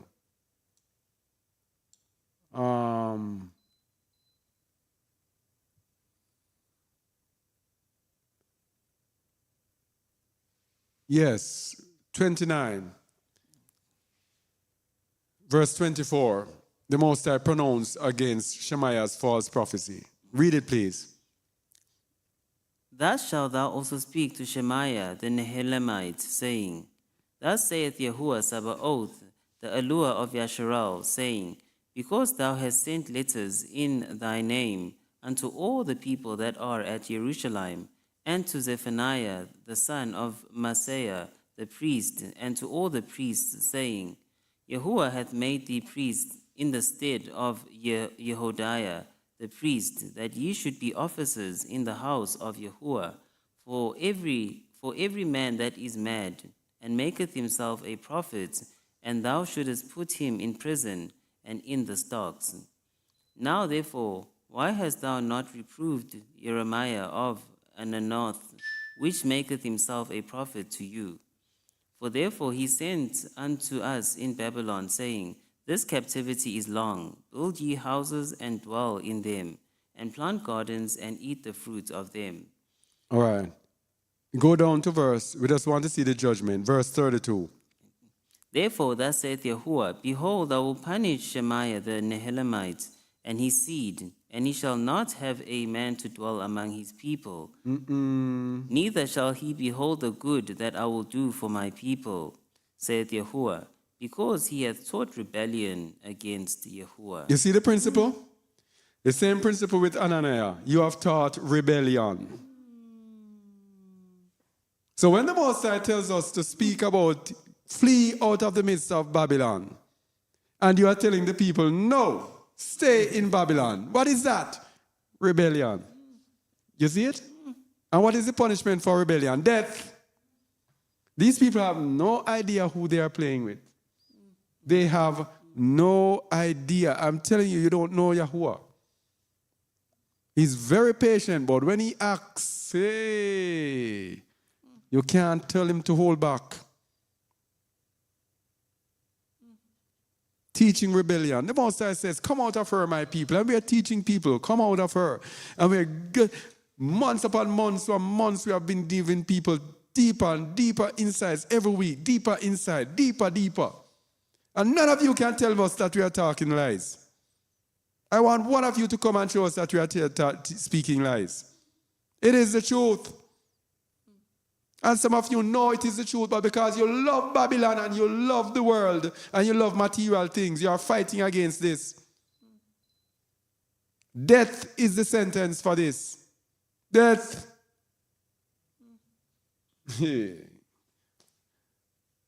That is a warning. Be warned.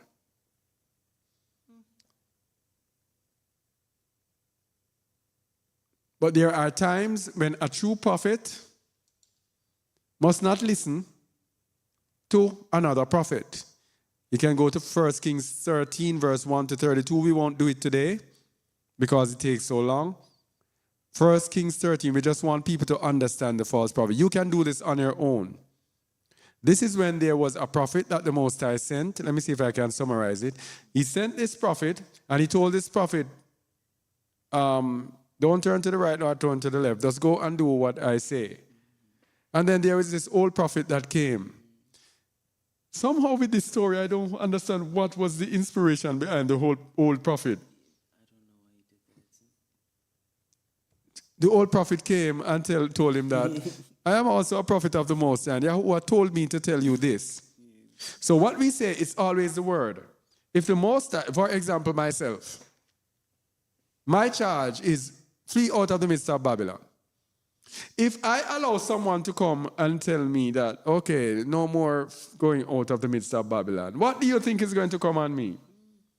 The death sentence. Because I made another man who proclaimed himself as some exalted prophet now to come and forget about the word that the Most High has been giving me from 2019, 18, whatever. Yeah? So this new prophet comes and said, okay, I'm an old prophet. I mean, the old prophet came, I'm an old prophet. The Most High said you should do. And the young prophet went against the word of the Most High. And the Most High allowed a lion to kill him. You see how dangerous this thing is? And people jump up, I'm a prophet. It's not an easy road. You don't play with Yahuwah Sabaoth. You have to dot every I and cross every T and make sure you don't prophesy out of your heart. If the Most High does not give you a word, don't speak a word. Sometimes there'll be time when the Most High gives you a drought and you'll be there wondering why you don't hear from the Most High. Don't speak anything and say the Most High said. I am wondering if Karian and Celestial don't get droughts. They never get jokes. They just always have prophecy on top of another. What is that? There are times when they don't hear from the Most High and start worrying. I start wondering, why aren't you hearing anything from him? But these people, every day, several times a day. Ooh. So, false prophets, this is very important now. False prophets are sometimes paid to mislead. You see what is happening in this world today? We have the awakening of the whole house of Yasharal. When these people arise as prophets, yes, they can easily deceive our people. Because if the people are looking to them for answers, there are people in this world, the Psalms 83 conspiracy, the people with money, led by the tabernacles of Edom, who can pay people to rise up as prophets and mislead our people. Nehemiah 6 verses 10 to 14. Nehemiah 6 verses 10 to 14.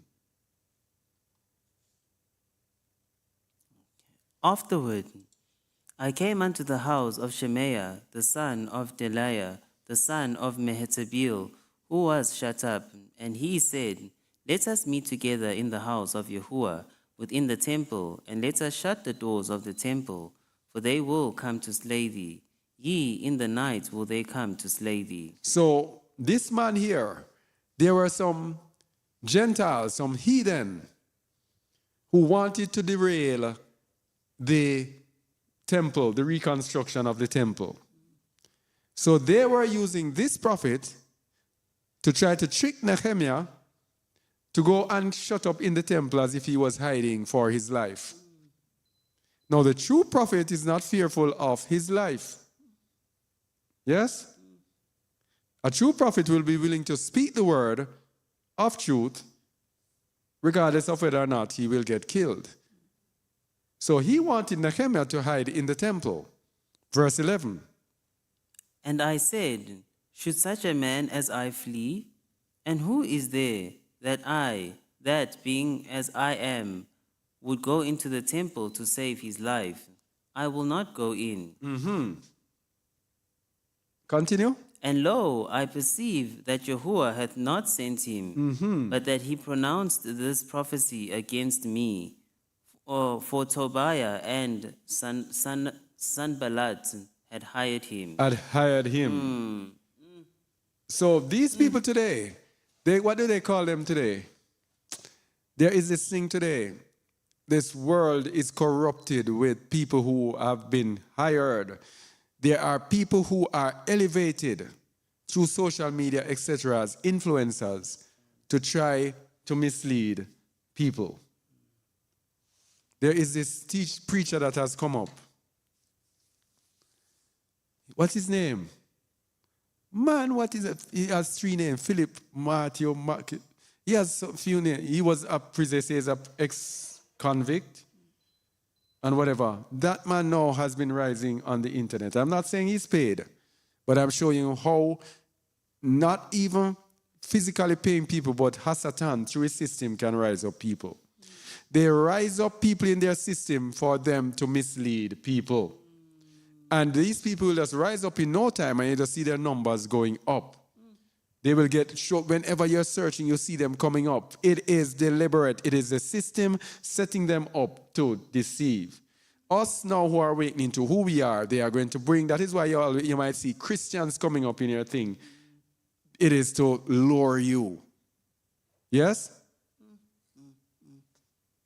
Verse 13. Therefore was he hired, that I should be afraid, and do so, and sin, and that they might have matter to an evil report, that they might reproach me. All right? He was hired to make him afraid and to make him sin so that people can make him a public laughing stock. There are people who come to me sometimes and when they start speaking, just a short has been an experience. When they start speaking, you see they are trying to bait you. They ask questions. They're trying to bait you for you to say something. They're waiting for you. As you say something, they say, aha, such and such, and then they attack that which they think is your weakness. That is what they try to do. They try to bring you down, to make you a public spectacle, to bring down your name. So whenever you're speaking truth, you know, these people will come at you. Verse 14. My allure, think thou upon Tobiah and Sanballat, according to these their works, and on the prophetess Noadiah, Prophetess, yes. and the rest of the prophets that would have put me in fear. So you see, there was a whole bunch of prophets that was trying to bring down Nehemiah. This is the end time now when we are trying to get back. It's the same thing. There's going to be a whole host of prophets and prophetesses that are going to try to get us off the path. They are going to come with their prophecies, and prophecies are going to tell you it's okay in Babylon, stay in Babylon, don't have to go anywhere, this and that. Remember them, as Nehemiah said. So a true prophet does not speak what people want to hear. That is the thing with a true prophet. They will speak things that are aggravating to people. People don't like it. Jeremiah 28, verse 5 to 17. I don't know if we'll do so long. Jeremiah 28, verse 5. We're trying to get people to get to understand different aspects of false prophets so we will not be deceived. Then the prophet Jeremiah said unto the prophet... No, we did this before.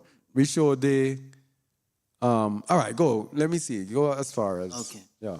Unto the prophet Hananiah in the presence of the priests and in the presence of all the people that stood in the house of Yahuwah.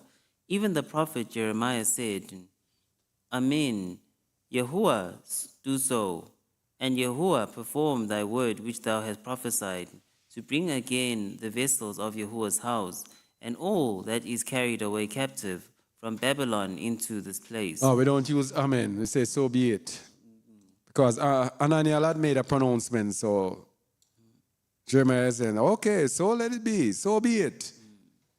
Yahuwah do so the words which thou hast said. Verse 7. Again, this is about Babylon. Verse 7.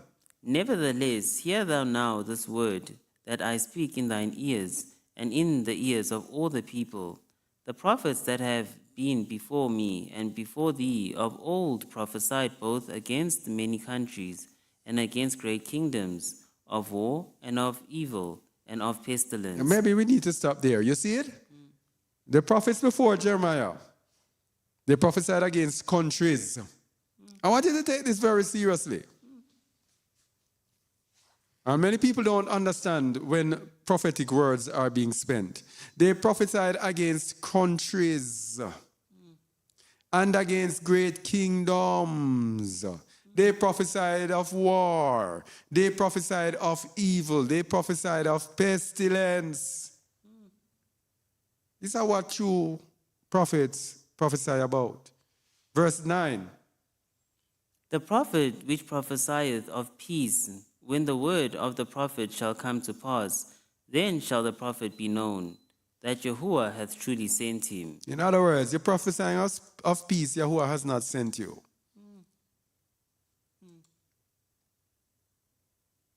Now, speaking about Babylon, the gathering from Babylon is sure. Remember, we spoke about the people who are fighting against this gathering from Babylon. Jeremiah 29, verses 10 to 14. For thus saith Yahuwah, that after 70 years be accomplished at Babylon, I will visit you, and perform my good word towards you, in causing you to return to this place. And something very important here. You know what the wicked people in Babylon are doing? It says, in causing you to return to this place. To know our return from Babylon, you have to look on our previous returns from Babylon. In our previous returns from Babylon, we were gathered And we ourselves volunteered to go out of Babylon. The wicked people in this world are equating our gathering from Babylon with coming out of Egypt, which is slavery. We are not in slavery.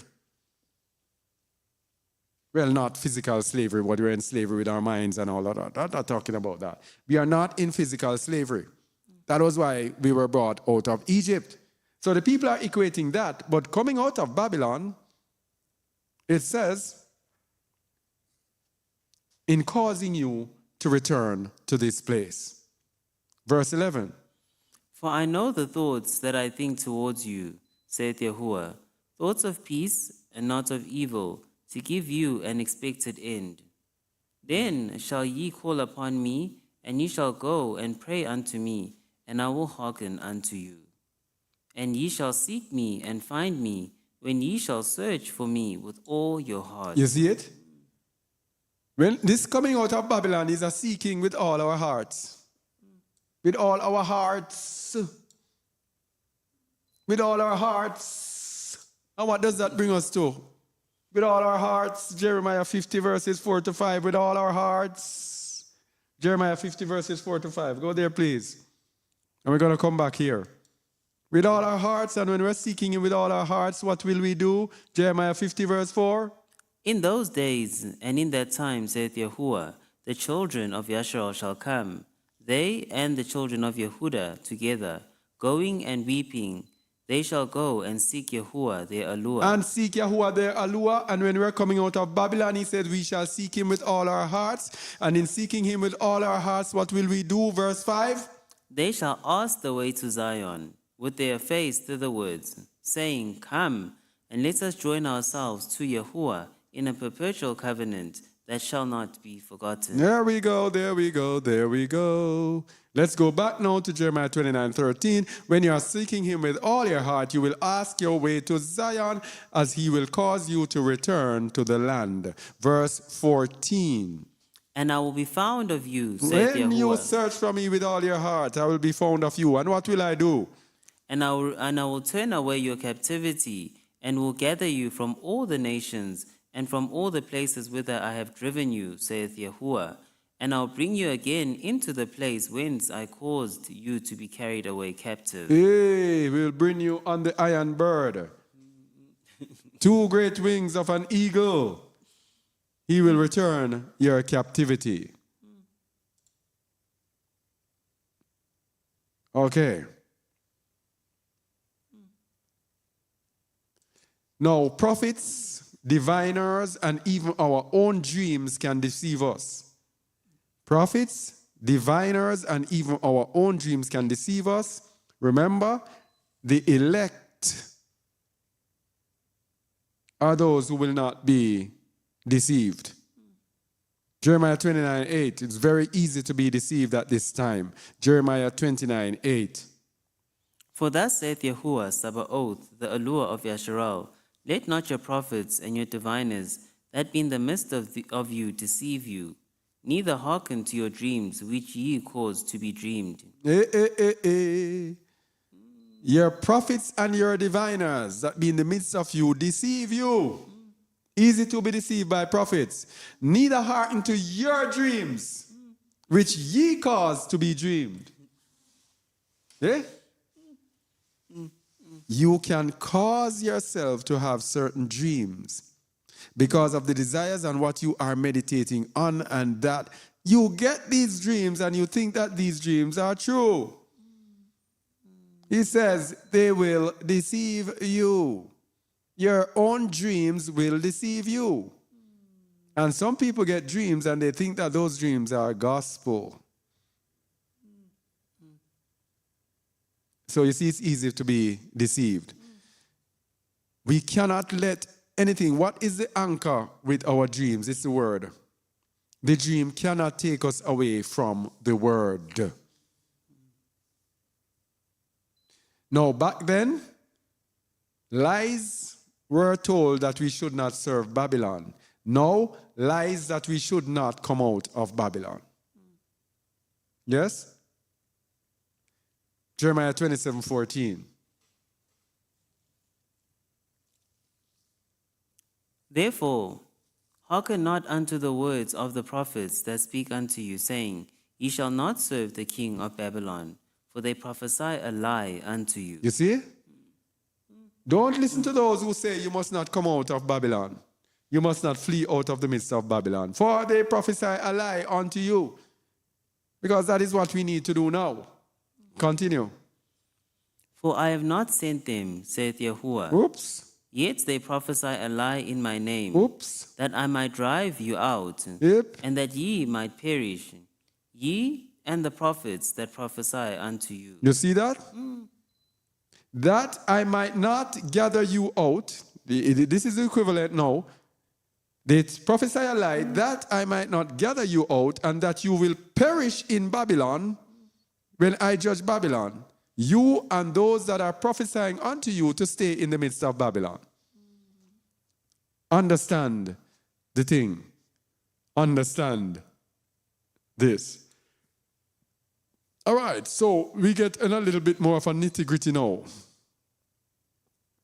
When it should be ending, we seem to be just starting. I didn't know I had so much. It is so hard to deal with false prophecy in one thing. Let's look at diviner versus true prophet. A diviner versus a true prophet. Divination. Man, this looks like another teaching. What time is it? I do a part 2. Oh, it's not far. Boy, now hear this. All of you who, want me to finish, I'm not going to finish now. I have to do this in one go. I'm not going to split it up. Okay? Diviner versus prophet. Divination, 870-81. Kesem. Kesem, divination. Witchcraft of the nations, Balaam of false prophets, in a good sense, whatever. Strong's definition. Divination, all including its fee. Reward of divination. Divine sentence, witchcraft. Divination is witchcraft in which people, for money, foretell future events. The dictionary meaning of divination gives more understanding.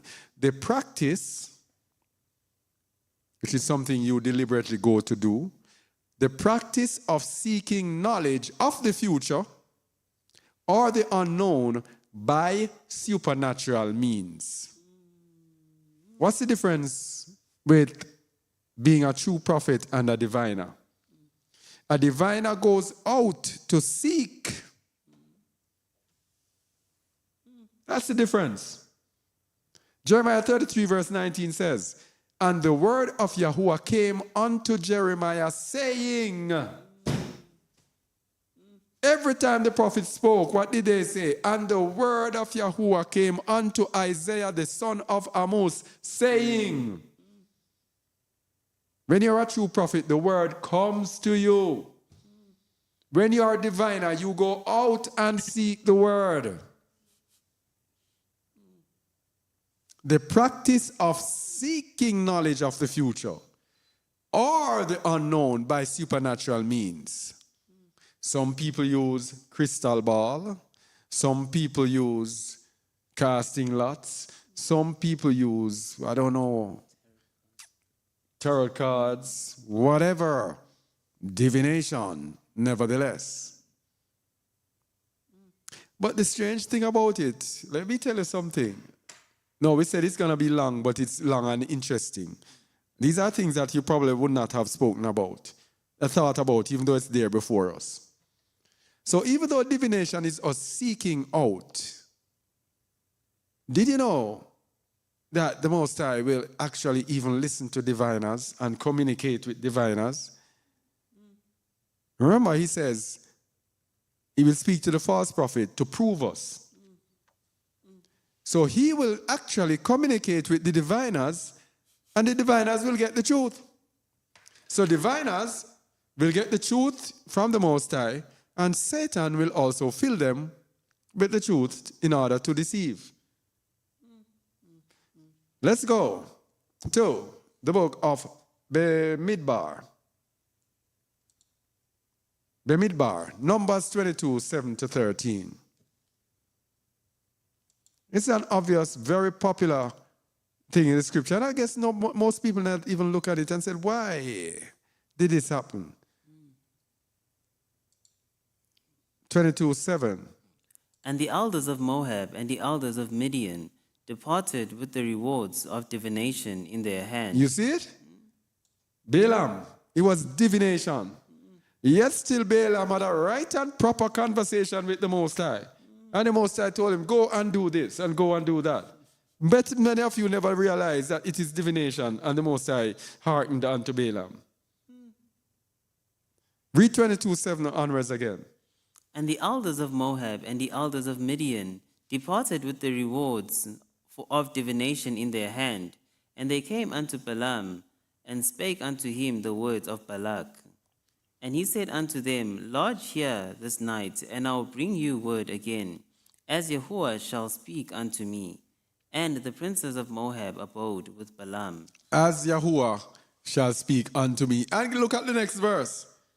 And Yahuwah came unto Balaam and said, What men are these with thee? Wait. Balaam did not even have to seek. The Most High came to him. And verse 10. And this was a right conversation here. Verse 10. And Balaam said unto Yahuwah, Balak the son of Zippor, the king of Moab, hath sent unto me, saying... All right, so what does this have to do with... What does this have to do with... What's her name? Celestial. Let me see if you're thinking. What does this have to do with Celestial? Conversation with the Most High. The conversation with the Most High. It's the same thing as Balaam. Divination. Celestial is using divination. Probably, whether consciously or unconsciously. Because sometimes I look and say, some of these poor things, they don't know what they're into, and they're just jumping into it and then being carried away by the devil. So this conversation here with the Most High and Balaam is the same way Celestial claimed to have a conversation with the Most High. While the Most High says when he speaks to our prophets, he speaks to them in dreams and visions. This shows divination. Read 10, please. And Balaam said unto Yahuwah, Balak the son of Zippor, the king of Moab, has sent unto me, saying, Behold, there is a people come out of Egypt, which covereth the face of the earth. Come now, curse me them. Peradventure I shall be able to overcome them and drive them out. Continue. You go a little bit more slower. Going a little bit too fast. Okay. And Yahuwah said unto Balaam, Thou shalt not go with them. Thou shalt not curse the people, for they are blessed. You see that conversation there? So Balaam has gotten the truth. He's not a true prophet. He is a diviner. But through his divination, he got the truth. That is why these people are getting the truth and are speaking some of the truth. But the Most High will now and again throw a curveball to let you know that these people are not really my prophet. These are false prophets. So with the Donald Trump thing with Celestial, he's saying, all right, look at this. This is an obvious sign. Wait, look up, look, wait, look. Continue.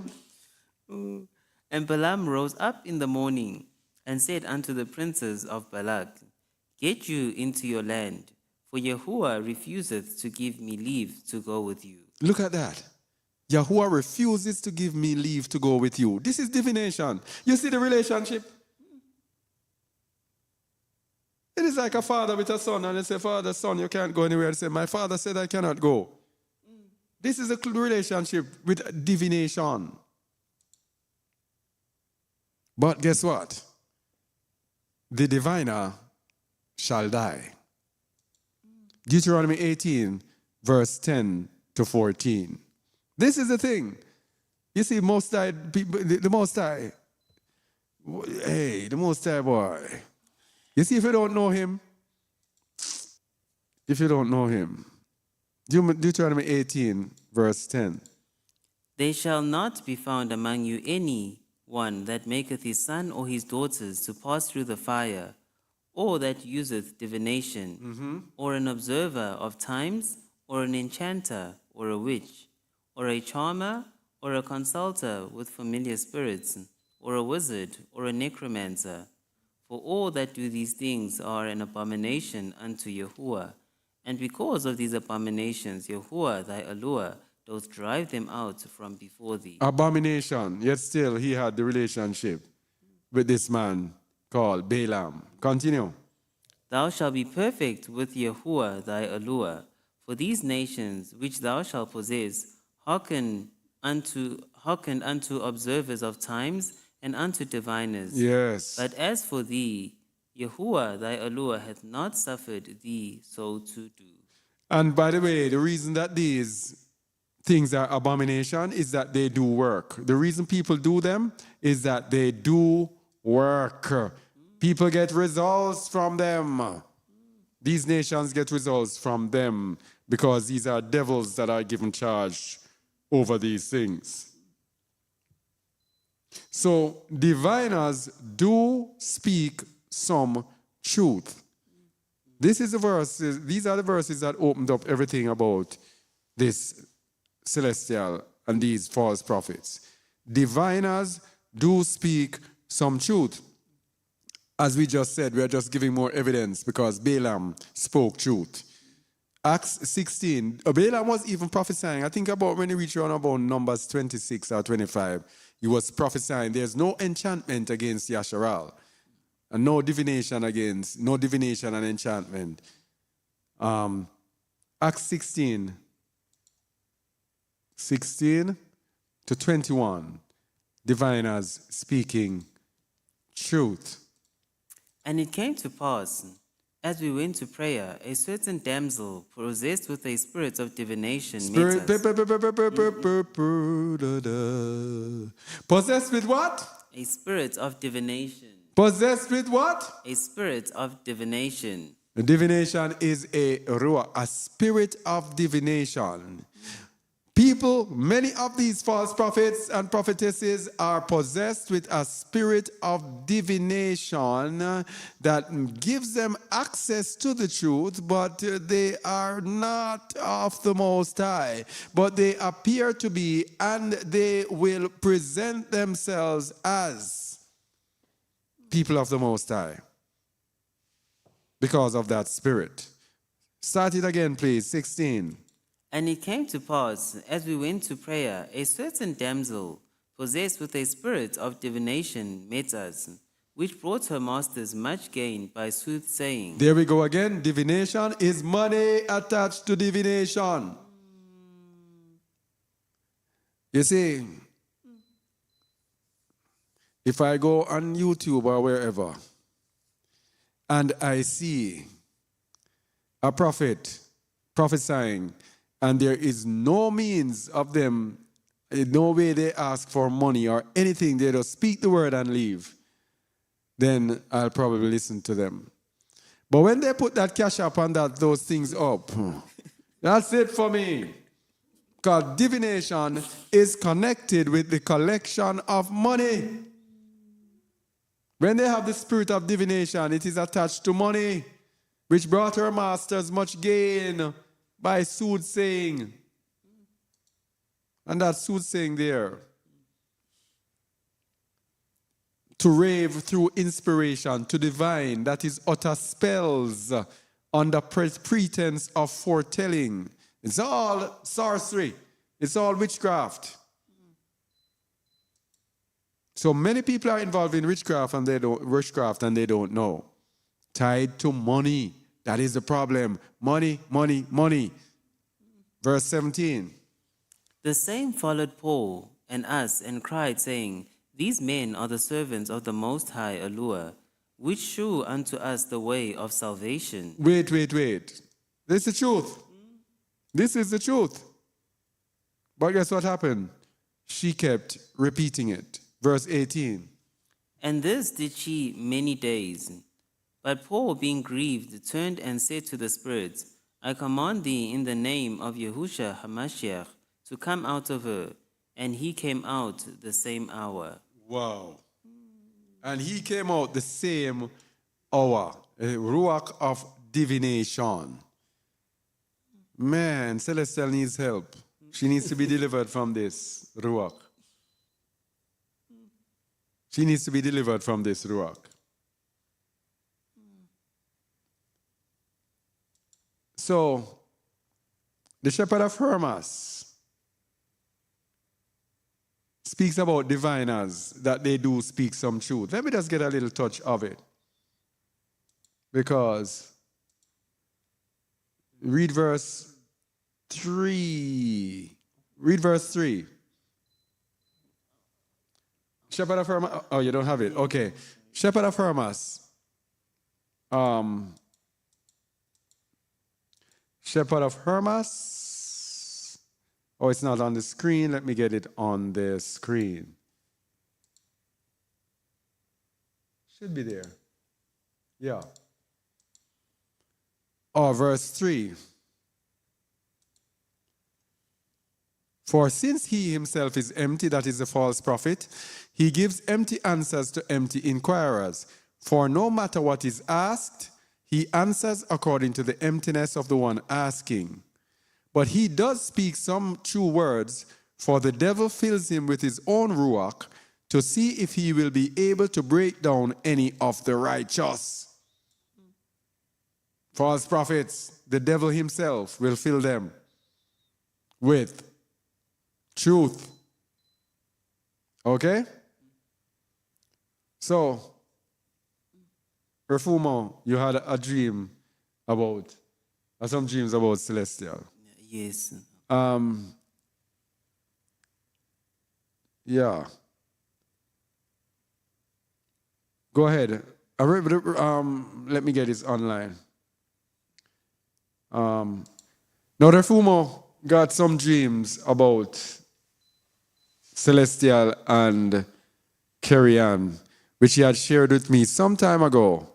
But I think that now it is an opportune time for him to share those dreams. Jamaicans say share. So if you hear me say share, it's Jamaican in me. To share those dreams as to, and what he got from those dreams. Yeah. Go ahead. Just go ahead. Okay, shalom, everyone. So the Most High gave me 3 dreams, which were, because I used to listen to Celestial to like everyone else.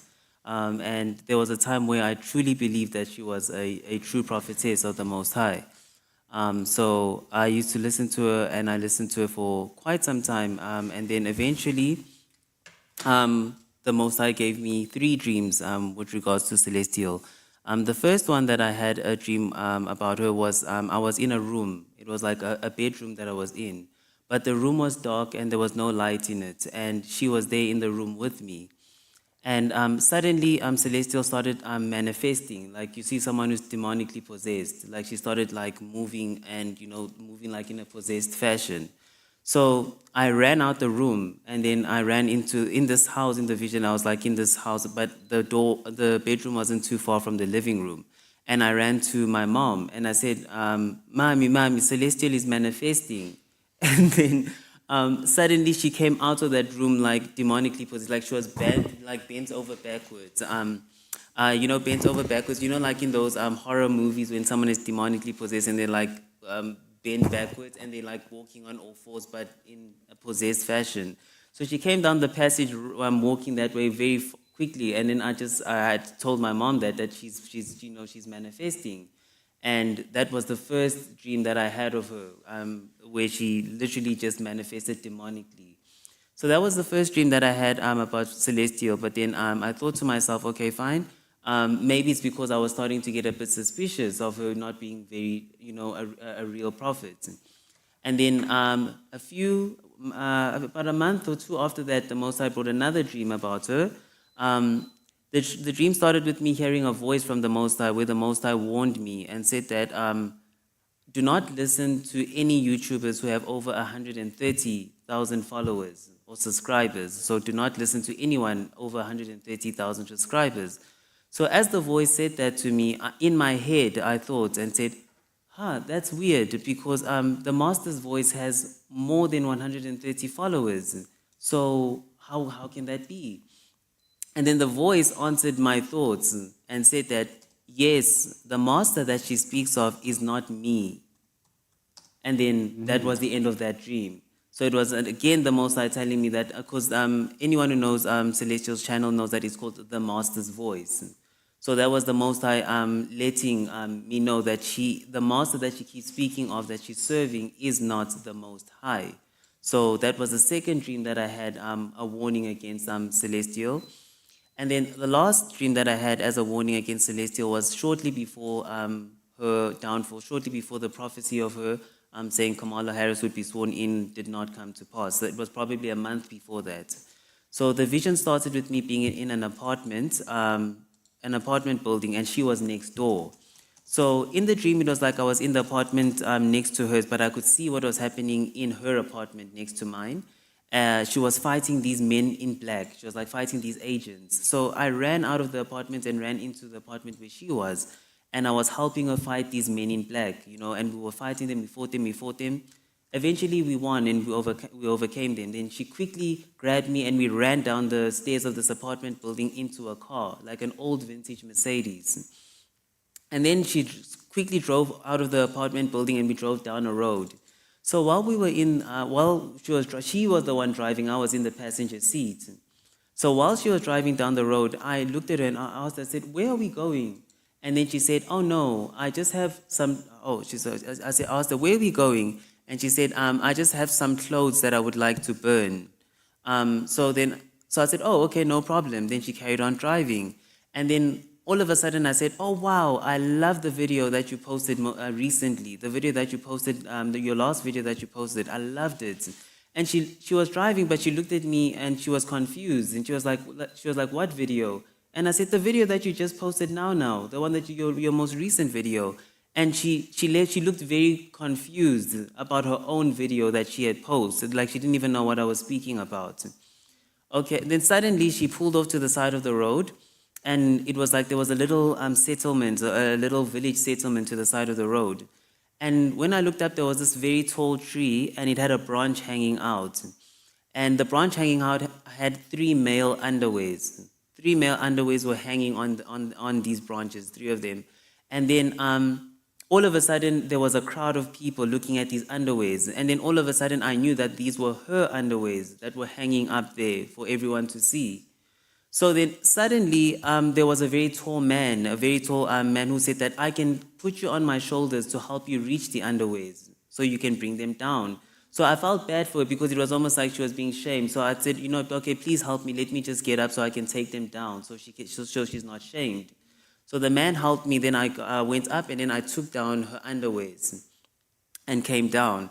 And then as I came down and gave her the 3 underwears, she took one of the underwears and quickly put it on. She put on the male underwear, and then the dream ended. So what the Most High gave me with regards to that dream or vision is that the first most important point that I will look at is when we were driving, I said that I love one of the videos that she had posted, and she had no knowledge of her own video that she had posted. Meaning that it's literally like there's a spirit that speaks while she is making these videos, and she had no recollection of what she had said in those videos at all. She was completely confused with what I was saying when I said, I liked your most recent video. And it's not even that I said like a video that you posted 2 years ago, your most recent video, yet she didn't know what I was speaking about. And then obviously the one where her underwears were hanging on a high tree was just the Most High saying that she would be exposed, because in about a month after that, that's when her scandal came out about her prophecy being false, about Donald Trump not being sworn in as president. So that was her exposure. And then what happened after that, when I took down the underwears and gave it to her, she put on the one underwear. So that was the Most High saying that she would have no shame about her exposition. She would be prideful about it and put on a shame. So she would not repent, she would not humble herself at all, but she would put on a shame and not be shameful at all. And also the last thing that I noticed from the dream was that it was male underwears that were hanging on the tree, and yet Celestial is female. So that could be also just alluding to the spirit that runs her, that it's a masculine spirit that she uses to divine or to speak. That's why she has so much authority when she speaks. So those were the 3 dreams that I had in terms with regards to celestial. All right. And very important, when we looked into Acts 16 and it speaks about the woman, it says when he came out of her. So the spirit of divination is a male ruach. Yes. Male ruach. And by the way, there are some people who say that celestial is a man. Because they take measurements of her facial features of the space between. They have something that takes measurement between of the skull, the space with the eyes and all of that, and say hers is consistent with that of a man and not of a woman. So as you say that male thing is very interesting. And you also got something from Carrie Ann. Okay, so Carrie Ann's one was about not too long ago actually. I told Elder about it a day after I had the dream. So probably it was about 2 weeks ago, right? About 3. Something like that. Yes. So what happened with Carrie Ann, the Most High was actually, I think, confirming what he had told me about the 130 subscribers. So I'd also listened to Sister Carrie Ann for a few years now. I've known about Sister Carrie Ann, but her subscribers had not yet reached the 130.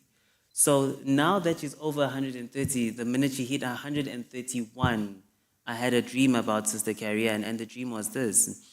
So in the dream/vision, it was at night, and it was almost like we were in this village kind of setting, that it was a village/school. And Sister Carrie Ann came in on a carriage of donkeys. So a carriage of donkeys, she came down on this carriage, and she was wearing very like gold attire. She looked very regal and very like important. And she had this long golden cape as she came in. And she was on a carriage led by 2 horses. So as she was coming like that, eventually her carriage came and stopped. And there were these men who were waiting for her, almost like servants, because the minute she was coming, they're like, oh, she's coming, she's coming, she's coming. You know, it was almost like everyone was just like waiting for her. She was this powerful figure. And then when she got off the carriage, she was very tall, you know, like supernaturally tall. She was like very, very, very tall. And then when I looked at her, I said, I didn't know Sister Carrie Ann was so tall, you know. And then as she was there commanding these men, she was like giving instructions, you know, instructing these men. And she was keep on throwing her cape around like dramatically, you know, like she just had so much authority and power. And she was like gold and tall and regal, you know. So as she was commanding these men were like slaves. They were running at everything that she was saying. They were quickly doing it for her. And then all of a sudden, in the dream, I can't remember if it was myself or my brother, but one of us went to her and started beating her, like physically beating her and beating her and beating her. And then that's what I'm saying, just that I cannot remember in the dream if it was myself or my brother, but one of us said, you're deceiving the people of the Most High, you're deceiving the people of the Most High, you're deceiving the people of the Most High. And we kept beating her that she's leading people astray. And then I woke up from the vision. And what the Most High gave me with that one is obviously Sister Carrie Ann coming in with a carriage with 2 donkeys would be like a mockery of Yahushua HaMashiach coming in Jerusalem with donkeys. So that's false prophets. It's like a false spirit already. So it's emulating what Yahushua did, but it's just in a false way. So she came in and she was wearing gold and regal, expensive things, which could alluding to her loving materialism and power and opulence. And then she also had a long cape, which a cape also symbolizes power. It's like masculinity, power, authority. And then she also got off the carriage and she was very tall, which represents pride. That she's very prideful. She's very she's elevated. So it is. Yeah. Oh, sorry. Elevated. And then she was commanding the men, as I'm saying, almost like the men were servants to her, and she was commanding them, and she had so much power and authority. And then obviously the ending would be us telling her what she's doing is wrong, that she's deceiving the people of the Most High. And those were the dreams. All right, and her thing turned 131,000. Yes. Over the 130,000. All right. Okay. These women. So, by the way, I was speaking about that. We're coming near to the end. But by the way, being a prophet does not guarantee salvation. Being a prophet, many people are deceived by this, especially women. Being a prophet does not guarantee salvation. Matthew 7:21-23. You know where we're going. Matthew 7:21-23. Not everyone that saith unto me, Adonai, Adonai, shall enter into the kingdom of heaven, but he that doeth the will of my Father which is in heaven. Many will say to me in that day, Adonai, Adonai, have we not prophesied in thy name? Have we not what? Prophesied in thy name. Uh-huh. And in thy name have cast out devils, and in thy name done many wonderful works. And then will I profess unto them, I never knew you. Depart from me, ye that work iniquity. So we are prophesying in Yahuwah's name, but Yahuwah does not know us. No kingdom for us. So he that doeth the will of my Father. We must keep our body under subjection. That is why prophets are not usually material people.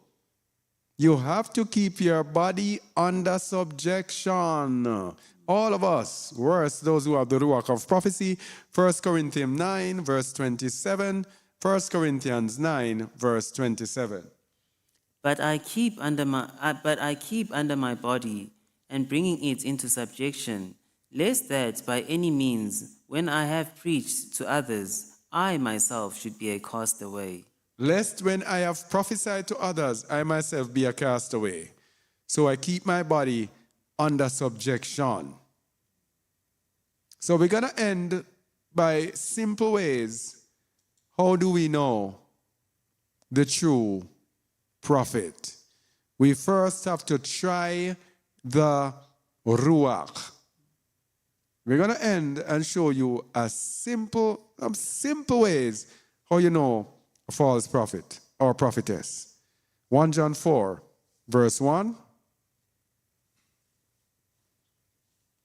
Beloved, believe not every spirit, but try the spirits whether they are of Yahuwah, because many false prophets are gone out into the world. Many false prophets are gone out into the world, so you have to try the ruach, the ruachoth, whether they are of Alua.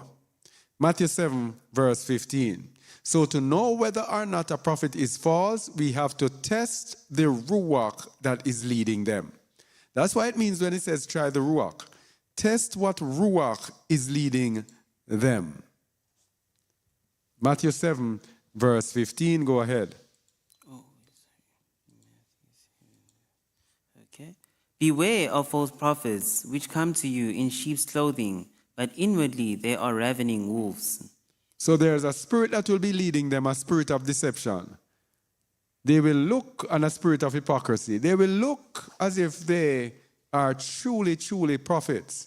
They will dress nice. They will speak the right things. But inwardly they are there trying to take you for a prey. Now, this again involves money and trying to get what they want out of you. That's why they want to ravage you, to get materialism out of you. So how do we know the ruachot? The surest way to know false prophets today, 1 John 4, verses 1 to 6. The easiest way to know false prophets. 1 John 4, verses 1 to 6. Beloved, believe not every spirit, but try the spirit whether they are of Yahuwah, because many false prophets are gone out into the world. So you have to try the ruachot. To divide the Most High's ruach from the other ruachot, because there are many ruachot. But how do you know the ruach of the Most High, which would mean a true prophet? Verse 2. Hereby know ye the spirit of Yahuwah. Every spirit that confesseth that Yahushua HaMashiach is come in the flesh is of Alua. Stop there, stop there, stop there. Stop there, stop there, stop there. You see why we spend so much time with this Yahusha is Yahuwah issue? Everyone who comes to you, if that person says Yahusha is Yahuwah, then that person is not of Yahuwah. It's so simple. Any prophet that comes to you and says, when Celestial is speaking, she said, Jesus, who is God, bam, false prophet. That's it. Done. We don't need to discern anything. We don't need any. As long as she said Jesus is God or the Messiah is the Most High. Bam. That's it. False prophet. That's what 1 John 4, 1-2 is saying. People. Go back over it, please. It's very important. Anytime you hear somebody prophesying and they're saying up about the Trinity and Jesus is God and this and that, that's it.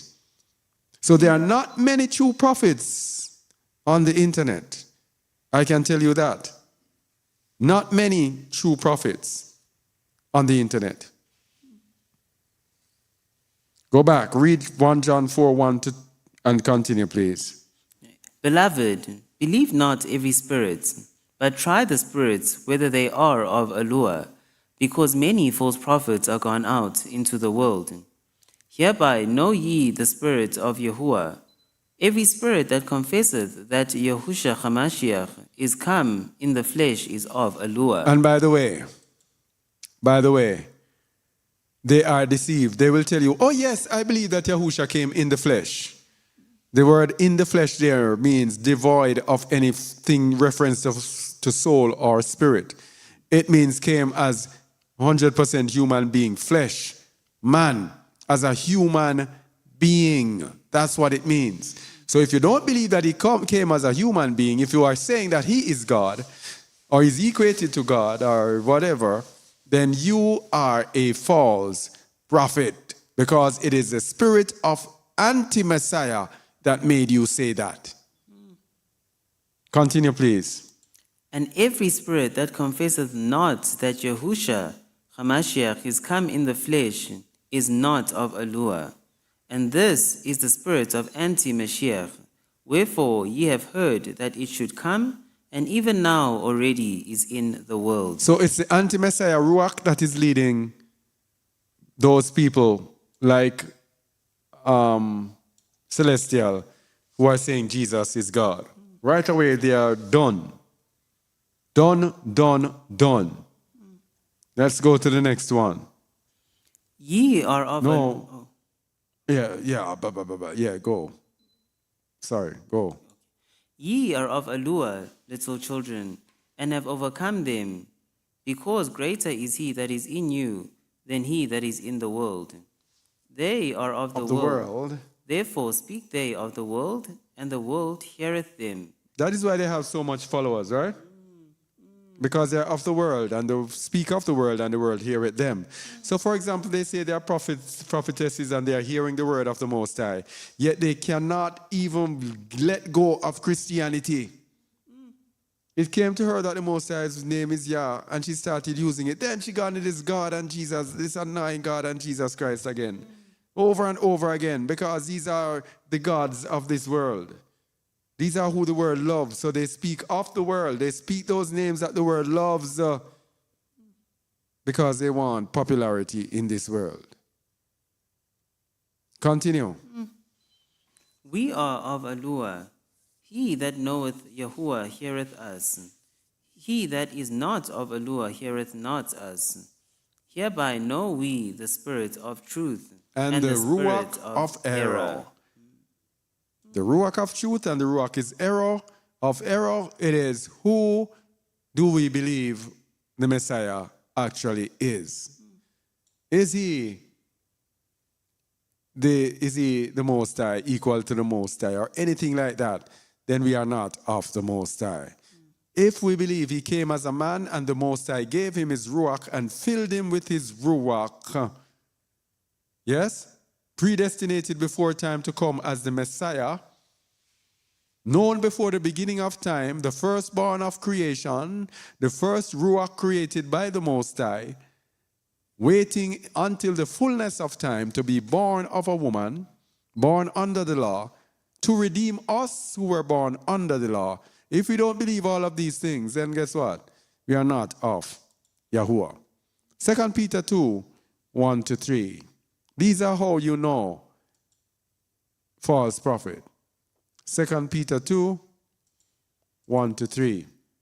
But there were false prophets also among the people, even as there shall be false teachers among you, who privily shall bring in damnable heresies, even denying Adonai that bought them, and bring upon themselves swift destruction. There we go, denying the master.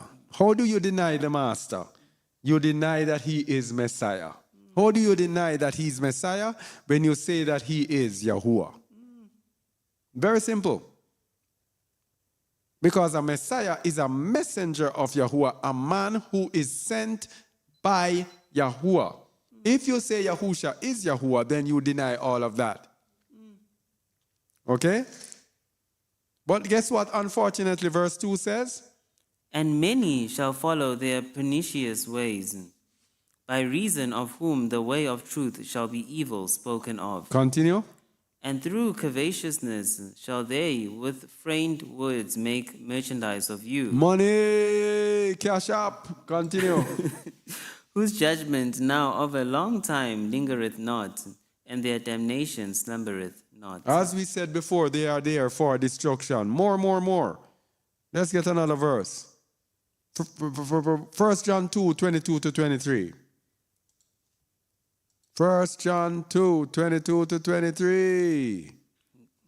Who is a liar, but he that denieth that Yahusha is the Hamashiach? Hey. These prophetesses and prophets, they deny that Yahusha is Hamashiach by claiming that he is Yahuwah. Jesus, who is God. When you hear somebody say that, run. Run. Do it again, please. 22. Who is a liar, but he that denieth that Yahusha is Hamashiach? He is anti-Mashiach, that denieth the Father and the Son. Anti-Messiah. You see the same ruach? Same ruach of anti-Mashiach. That is what is leading celestial. Verse 23. Whosoever denieth the Son, the same hath not the Father. Don't bother read what is in bracket, because a man put it there. Okay. Although it gives strength to what we are saying. Whosoever denieth the Son, the same hath not the Father. So you don't have the Father when you say Yahusha is Yahuwah. Jesus is God. You don't have the Father there. Luke 12, verse 9. But he that denieth me before men shall be denied before the angels of Elua. You see that? False prophets, they appear having a form of godliness. They appear to be right. Yes, John 20, verse 31. Because they do not understand the way and the word of the Most High. John 20, verse 31 is a very decisive verse because it tells you that all that was written in John, and they use the book of John to say Yahusha is Yahuwah. But John told us in John 20, 31 why he wrote the book of John. This is the last verse. Why did John write the book of John? But these are written that ye might believe that Yahusha is Hamashiach. Yep. We just saw that if anyone that deny that he is a Mashiach, they are anti-Messiah. John is saying that he wrote the book of John to prove that Yahusha is Hamashiach, the son of Elua. But people are saying, no, John's book is saying that Yahusha is Yahuwah. That's ruach of anti-Mashiach. That ruach, that dangerous ruach. It makes the people believe foolishness. These are written. Read verse 31, please. But these are written that ye might believe that Yahusha is Mashiach, the son of Elua, and that believing ye might have life through his name. And that's it. That's how you know the false prophet and prophetesses. The surest way to know false prophets and false prophetesses. When they declare Jesus is God, Yahuwah is Yahusha, anything like that, they are not of Yahuwah. All right? Yeah. Messiah equal anointed of Yahuwah. All right? So only hope this was edifying to you. Only hope by this now, then you will be able to spot these false prophets and not be deceived by them. As I said, I myself found it difficult to discern between them until that verse in Acts 16:16 onwards. That opened up everything, and then everything just fit into place. So I said, let me just come and try to edify you all. Yada Yahuwah. Let me see if there's anything on YouTube. We had some technical difficulties, want to apologize, but those are beyond our control.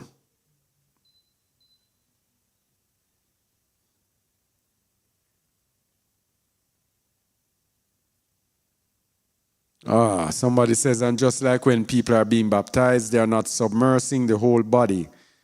A leg is still out, arms out, or their head is still out. They should be fully immersed. Yes, indeed. All right. Mavis said, I remember her. Something in my heart and spirit made me not listen to her a very long time ago. Thank you, Yahusha.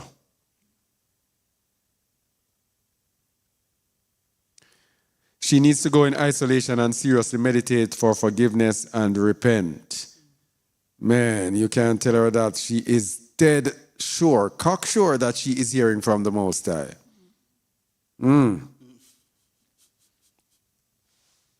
When prophetesses talk about TD Jakes, their bank accounts blow up. Indeed. I know she's a false prophet because she wears the star of Remphan. Celestial's most viewed videos are about TD Jakes, 1.5 million views. Imagine that. And what made it worse, made people follow her when her prophecies about TD Jakes came through about, sexual problems. Many female teachers on YouTube speak their vision and teach. Yes, indeed. All of them seem to be doing this.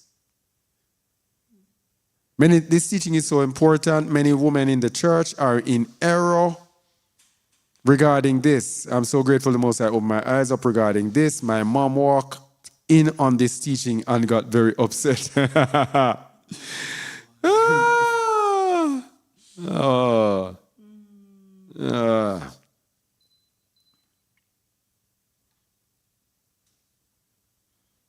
All right.